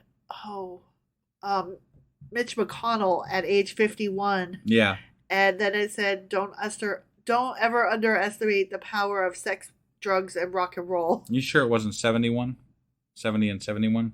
Could be, probably. That would have been makes more pictures sense. from like 20 years ago. Yeah, that makes more sense. Okay. But, I'm shitty with numbers. Right. But anyway, the point stands. Don't underestimate the power of sex, drugs, and rock and roll to be the better lifestyle that keeps you alive, or something like along those lines. Yeah. And I was like, yeah. Right. Yeah, it's true. Mm-hmm. Whoever is kind to the poor lends to the Lord, and he will reward them for what they have done. They were nice to the poor again. Yep. That's good. Yay. Discipline your children, for in that there is hope. Do not be a willing party to their death. Wow. Damn. We definitely discipline our children, but I don't think we discipline them in the way that the Bible would nope. instruct us to discipline them. So right. Their discipline, the idea of discipline and what it means, I think has evolved quite significantly since biblical times. And for a better, in a better, it's much better now. Not for a lot of Christians. They still beat the kids. Oh yeah, for sure. Yeah. Not only that, but you'll be party to their death. I feel like, ooh. yeah, well, I feel like corporal punishment is a cop-out for not knowing how to handle situations. I mean, obviously. Right. It's not being able to control your frustration and anger as an adult, but yet expecting a child to be able to control their frustration and anger. Right. A hot-tempered person must pay the penalty. Rescue them and you will have to do it again. Okay. I don't know where to... Okay. Sure. I guess if you rescue a hot-tempered person, they're hot-tempered, so maybe they will do it again. And then if you care about them, then I guess you'll rescue them again. Yeah, and they're saying I don't that's know. bad. You should let them suffer. Don't... Well, you either care about them or you don't. Well, and stop rescuing them. Sure, you are more than welcome to do that, I guess. But it's your choice whether you rescue them or not. So right. Who cares? Yeah. Like, whatever. I wonder, like, they say a hot-tempered person. I wonder how far that extends. Like, can we extend that maybe to, like, if you have, like, I have some friends or friends of friends or whatever who their oldest child is involved in, like, he's been in and out of rehab. He's, like, seriously just on drugs and not a great person. Yeah. And in order to preserve their family life and the lives of their other children, they've cut this child off. And I don't know. I'm not here to say whether that's a good or bad thing. I'm not here to judge them. I don't know how much trouble that kid has put them through. I don't know how much they contributed to the child being a problem in the first place. Right. So I don't really know them. Like I said, friend of friends, whatever. Yeah. So, those parents decided after being burned so many times that they are just going to let that kid pay the penalty and they're not going to keep rescuing them. I think that sometimes tough love can be the correct option. Sure. For sure. Sure. I'm just saying that if you choose to help, then you choose. Right. I don't see the harm. Yes, sometimes tough love can be the correct choice, but if you love somebody, you're going to bail them out a couple of times. You know, Sure. I mean, and it is what it is. Yeah. So. Yeah. I just wanted your take on that after what you had just said. I don't know. I don't. Everything that they say in here. These takes are very vague and very not allowing for any gray area, as we said before. Right. No nuance. And it kind of sets my hairs on end. You know. We're automatically predisposed to disagree with them just on general principle because they're dumb. They are stupid dumb. Statements. Yeah. Yeah. And moreover, I think a lot of these are like they have to be judged on a one-by-one basis. Yeah, well, that's kind of why we stopped doing the multiple proverbs and focusing in on one, because it's easier to comment. Like, there's really nothing to these proverbs. They're just good, bad, good, bad, good, bad. Yeah. And so you're either just going to read it and allow them to stand as they stand or comment on them. And we're more inclined to comment on them because they're trying to take stances on issues that they really have no authority on based on what they're saying. Right. So. Right. Listen to advice and accept discipline, and at the end, you'll be counted among the wise. I mean, I like to listen to advice, except when it's bad advice. Yeah. And I don't accept discipline because I'm a grown-ass person. Like, do not discipline me. This is like, you know, I'm in my mid to late 40s. I don't ask permission to go to the bathroom anywhere. Right. Fuck off. Yeah. I respectfully say, hey, we need to get somebody else up here. I need to use the restroom. Yeah. I don't say, may I please, if it pleases you, oh boss person who doesn't pay my check.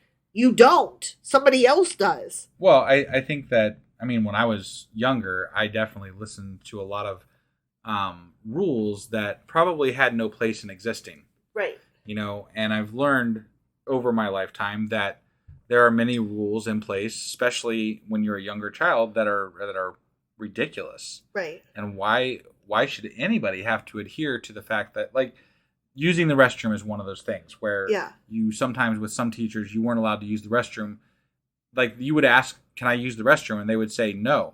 And it's like, wait, what? Yeah. My asking was like just a politeness. I didn't actually. Like, I'll tell you what, I'm not gonna shit on the floor here, so I'll just, I guess I'll head to the office as soon as I do my business. Right, yeah. Like, no, I think he misunderstood me. I'm leaving the classroom.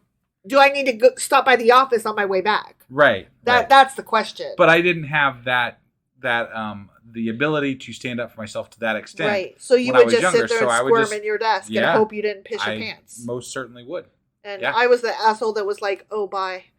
Yeah, and it wasn't for any good reason. It was because they deemed whatever we were going over next was more important than the fact that I had to take a piss. Try being a girl and, hi, I don't just need to take a piss. I actually have to change my tampon. Right. And because for many girls, you have to poop more often when you're on your period. So I probably have to poop too. Right. Like, so I might be more than, the 5 minutes. So is that okay? Please, may I please? But ultimately, you're being graded on your grades and on your testing ability. Who gives a fuck if you miss 5 minutes of class to go take a piss? Right. If it becomes an issue where you were doing this all the time and your grades are going down, right, then the teacher and the principal should have a sit down with you and say, sure, look, this is going on. It seems like you're doing this and da-da-da. Yeah. Do you need help? What can we do for you? And maybe we should reconsider how much you are allowed to leave the classroom because it seems like it's excessive. Right. You should have a discussion with them about it if it becomes excessive. Or do we need to contact your doctors or your parents and get a doctor involved? Right, right. Because you are leaving the classroom excessively. Yeah. But they should not stop you ever. Ever. It's none of your goddamn business what I am doing with my genitalia. Right. And, maybe I just need to go sit in the bathroom and cry for a minute. You don't fucking know. But I definitely felt like it was against the rules to leave the classroom to go to the restroom. And it was. When I was in school. Because it was. Right. I'd usually just go ahead and leave anyway and go to the office and call my mom and say, this is what's happening. Right. So I'm sitting here in the office waiting for the bell to ring because I'm not going back to that class. I'll just, go to the next one, whatever. Right. Another thing is, and I know I'm being excessive on this one point, so I'll make it quick. When you and I were getting married, and we worked at Borders, and I told my supervisor, here's our wedding date, and so we'll be taking... Nope. We weren't at Borders. Oh, no, you're right. This is my ex. You're looking at me like, the fuck are you talking about? Right, yeah. In my mind, you're the only one I've ever married. Oh, okay. All right. So every story is about you. Got it, yeah. I put that ex right out of my brain. All right. You're right. No, it was my ex. Anyways, but we did both work at Borders at that time. That's when why. You were getting married to your last husband. Yes. So anyway, I told my supervisor, here's the day I'm getting married, and here's, we're taking our honeymoon during blah, blah, blah, blah, blah. Right. And so, I won't be in, and I filled out all the paperwork and everything, blah, blah, blah.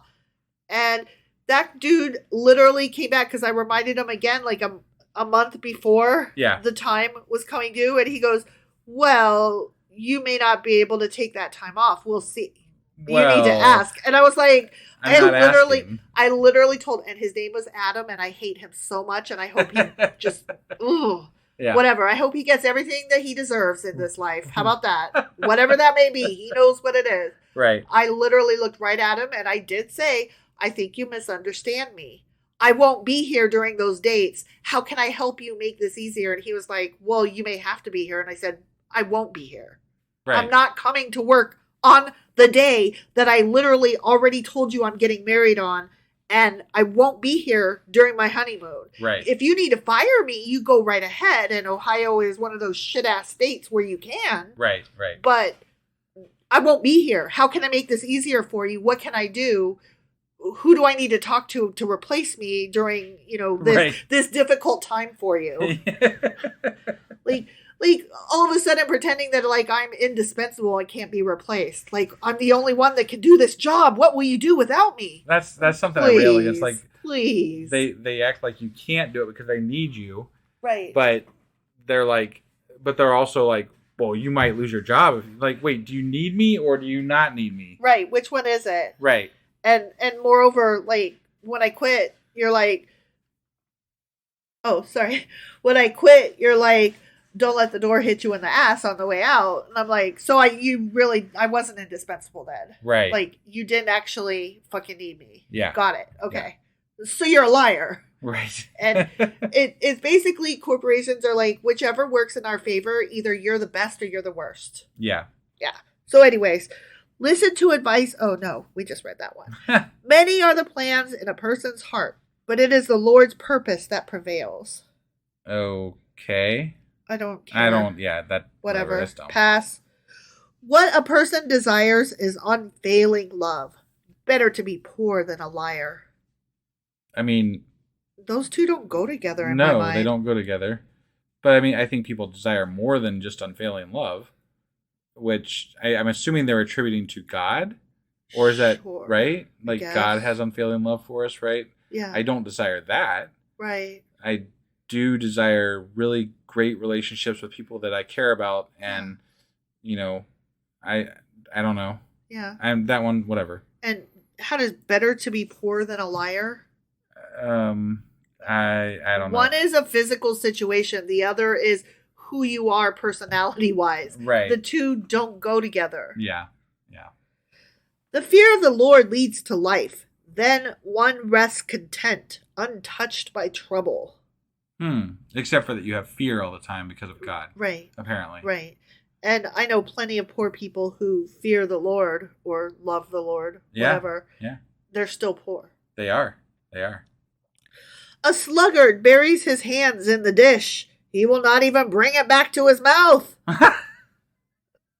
That's really fucking lazy. I've never met that sluggard. Right? Every sluggard I know, old Puddin' Ron, Old Puddin' Ron? You never heard of the story of Ron DeSantis? He ate his pudding with his 3 fingers while he was on the plane because there was no spoon. Oh. So they call him Old Puddin' Ron. Oh, okay.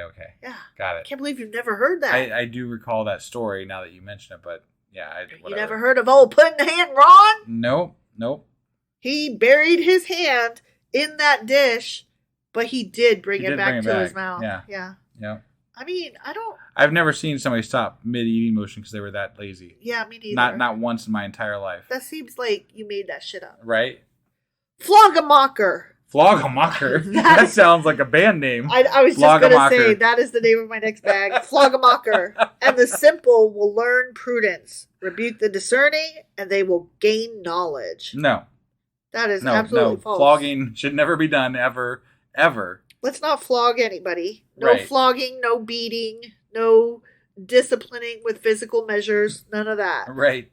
And how about this? Let's just use our words. And if somebody is simple, they'll do the best they can. And if somebody is discerning, then they'll do the best they can. Yeah. Everybody just do the best you can. Right.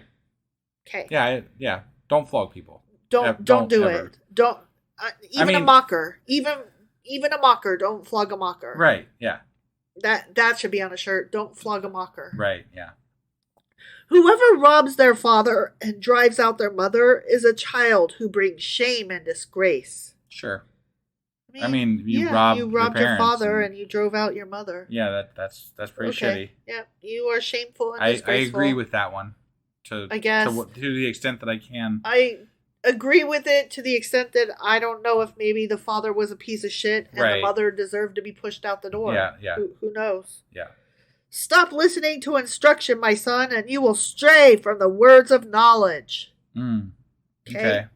When you stop reading instructions... It depends on what kind of instructions they are, though. If they're IKEA instructions... We've done this one before. Oh, have we? Okay. Yeah. All right. But, if you stop reading instructions, then yes, it is correct that you will not get the rest of the instructions. But if Tucker Carlson wrote instructions for me... I wouldn't read them. I wouldn't read them. No. A corrupt witness mocks at justice, and the mouth of the wicked gulps down evil. Gulp. Say that one more time. I'm sorry. That one didn't. Cup of evil. That one didn't register in my brain. A corrupt witness mocks at justice. Okay. And the mouth of the wicked gulps down evil. Bad is bad. Okay, bad is bad. Yeah. Got it. Penalties are prepared for mockers, and beatings for the backs of fools. Damn, they like beating people. Let's not beat and people. Flogging people. No flogging, no beating. Yeah. Penalties can be Jail time, maybe. Fees? Like, I'm okay with jail time and fees, Yeah. But you don't need to fucking beat people And you know what? I don't think penalties need to be put on mockers. Right. Mockers are just mockers. Like, that makes if you can't, sticks and stones, right? Well, it makes me think about the cop who was trying to find a way to arrest the guy that gave him the middle finger. Right. He was he was talking to his fellow cops going, couldn't we get him on this charge or that charge? Isn't it illegal to blah, blah, blah? And the guys were like, no, actually, no. Right. No, he's allowed to flip you off. You just have to be the fucking adult and deal with it. Sometimes cops get the middle finger at them. Yeah. Especially when they're piece of shits like you. You know what? Be clever. Come back with something that's even, better than what they said. And then you win. Or I know this is radical. Ignore it. There's you're a fucking the cop. better option. There's the better option. Like, just fucking ignore it. You're a cop. You're in a position of power. You have a gun. And all of that is not enough to make your little ego feel good. The fact that somebody gave you the middle finger still made you feel like a teeny tiny little boy. Yeah. All right. I have one note on this. One note. Singular. Got which is more than I had for the rest of this week. It is. This collection contains 375 sayings. Okay? This whole collection that we're in right now. Got it. Each of which consists of 2 parallel phrases, except for Proverbs 19 verse 7, which consisted of 3 parts. Oh, okay. Do you remember it? I do not. It was boring. I noticed it at the time. It's not worth repeating. Okay. There were 3 parts. Okay. Do you want me to? I'll read it if you want. That's fine. I didn't care. I don't really give a shit that much. Me neither. But there's that note. They're all contrasting things. They're all this is this and that is that. I don't think you need any help with these sections. It's very fucking straightforward. Right. And I really hate it. Like, it's fun I'm enjoying talking about the different aspects of how we feel about these things. Yeah. But if I were to just read Proverbs straight through, fuck you as well. Holy fucking hell, this is stupid shit. These don't apply to today or my life. Right? Yeah. I couldn't even imagine. Like, this is so dry. I imagine most people just pass over. They skip. Pass. Yep. So, anyway, that was Proverbs chapter 19. Sure as fuck was. And assuming you are healthy enough, we will be back tomorrow with... Nothing, because tomorrow's Saturday. Oh. But we will be back on Sunday with a Patreon episode. Yes, because we didn't do one last week because birthday and time and shitty whatever. Life stuff. Yeah, life. Yeah. Yeah. So we'll do a Patreon episode. And I'm thinking we'll probably talk about the Republican debate. Yeah. That's my guess. Now, I did ask you to make this more relevant for some of our patrons that don't like politics and to bring up some of the things because there was a lot of mention of God in that debate. Yes. And I'm interested in kind of pulling apart some of those ideas, at least at the beginning of that episode. Maybe we can delve into the other stuff in the later part of the to make it a little more relevant to our international listeners. Yeah. I agree. And even the politics, we'll try to make them more universally relevant. Yeah. So, but that being said, we'll see our patrons on Sunday. Yep. And then we'll be back on Monday with... Proverbs chapter 20. All right. We'll see you guys then. Yep. Bye. Bye.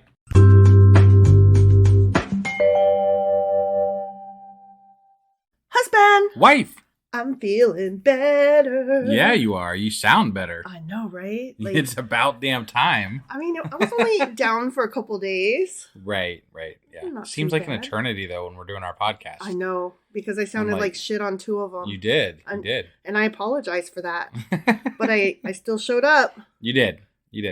And so what are we... Today is a special episode that's running a bit late. It is. It was supposed to come out earlier today. Sorry. Our Patreon special episode, which means that if you aren't a patron subscriber, you'll get to listen to a little bit of this, but then it's going to cut off and you're going to be like, what the fuck? And we'll be like, We won't be like that. No, we won't. But you could go help support us, and for only $2 a month, actually, for a free trial, you could listen to this for free. But, all you got to do is hop over to patreon.com/sacrilegious discourse. And then you can binge all of our material right quick. Yeah, with no ads. So, and then you also get some cool shit sometimes depending on what level you sign up for. Yep. So yeah, do that. You should do that. But what's our Patreon special on today?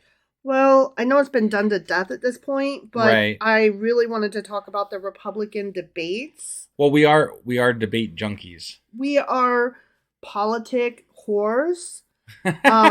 And I blame Trump in particular. Yeah. I mean, I've always been particular to politics. Always been interested, but Trump sealed the deal on us being just like... It's literally a family affair. If our kid is around, and we'll have snacks and we'll watch the debates, and it's a thing. We talk about it. We make fun of it. I sent the link to kid in case they wanted to watch it, which they didn't watch this one, but they have watched other debates in the past. Yeah, without us being there. Yeah, and without, like, one time they even asked us, "Aren't the debates this week? Can you send me a link?" Yeah, and it was like, "Why, yes." But we've made it a family thing. Yeah. Yeah. It's a thing we do. Mm-hmm. It's a big deal to us. I think that it is important to know who you might have in charge of you. You know, like these are the people that are running for office. It's important to understand their platforms. So it really is. And, you know, every election period, it's more important. This is the most important election of your life. And every time it's actually true. Right. So before we get into the meat of this, we should probably take a break and so we can, you know, make that little sound that happens in between this section and the next section. Mm-hmm.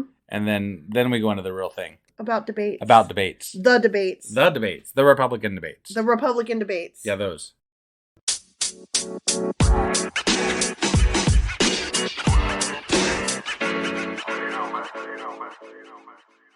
All right. So we are going to talk about the first Republican primary debate, which was aired by Fox News this past Wednesday night. Yeah. August 23rd in Milwaukee, Wisconsin. Yeah. Yeah. Good times. Yeah. I actually had to look it up. I didn't know it was in Milwaukee. I'm going to start by saying we had a rough time trying to figure out how to watch it because we don't subscribe to cable TV. At all. And we had to really search to find a feed, and it kind of pissed us off. Because Fox had a lock on it. Oh, yeah. Like, normally you can find feeds, like, anywhere on YouTube. Everybody's hosting it. Every news channel is, like, gonna show it. Yeah. Because, you know, it's important for the population to know what's happening to vote. No, not anymore. We don't care about that anymore, though. Apparently not. That's not it. We don't care about civic duty or anything. It's all about entertainment and money. Right. Money in this case. Right. They were like, if you want to know what's happening in the world, you have to pay us. And I was like, I won't pay you a goddamn red cent. And I didn't. Nope. We found a YouTuber that had it streaming. So. And I don't know how he did it, but thank you, David Pakman. Yeah. So. Oh no, what happened? Well, this is a special Patreon episode, actually. Which means that they need to go to Patreon and subscribe as a patron in order to listen to it. Okay, well, I guess that we are going to go do that now. Yeah, just head over to patreon.com/sacrilegious discourse, become a member for as low as $2 a month, and you'll have access to all these special things and goodies too. So, you know, go do that. So this was just a teaser. Yeah, teaser. Okay, just Bye. checking. Okay, Bye. Bye. Bye.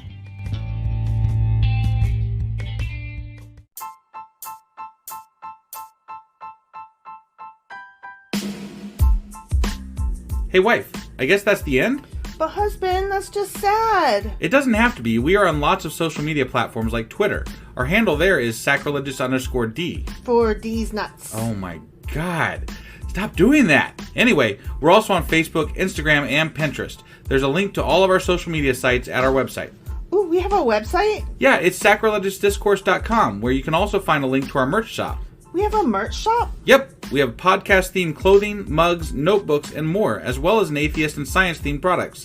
Wow, our fans should really go check that out right now. Definitely. They can get in touch with us by sending an email to sacrilegiousdiscourse@gmail.com. But before they do that, we could really use some help. Oh yeah? With what? Well, it's not free running the podcast, and we need some financial support in order to get better equipment, which will free up time so we can concentrate on our podcast and our fans. Okay, so what should they do?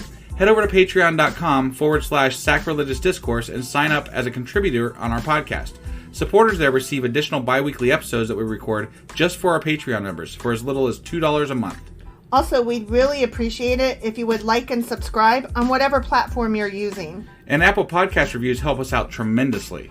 Like and subscribe. Leave an Apple review. Join us on Twitter. Support us on Patreon. That's a lot of instructions. Don't forget to say thanks. Thanks. Okay, bye.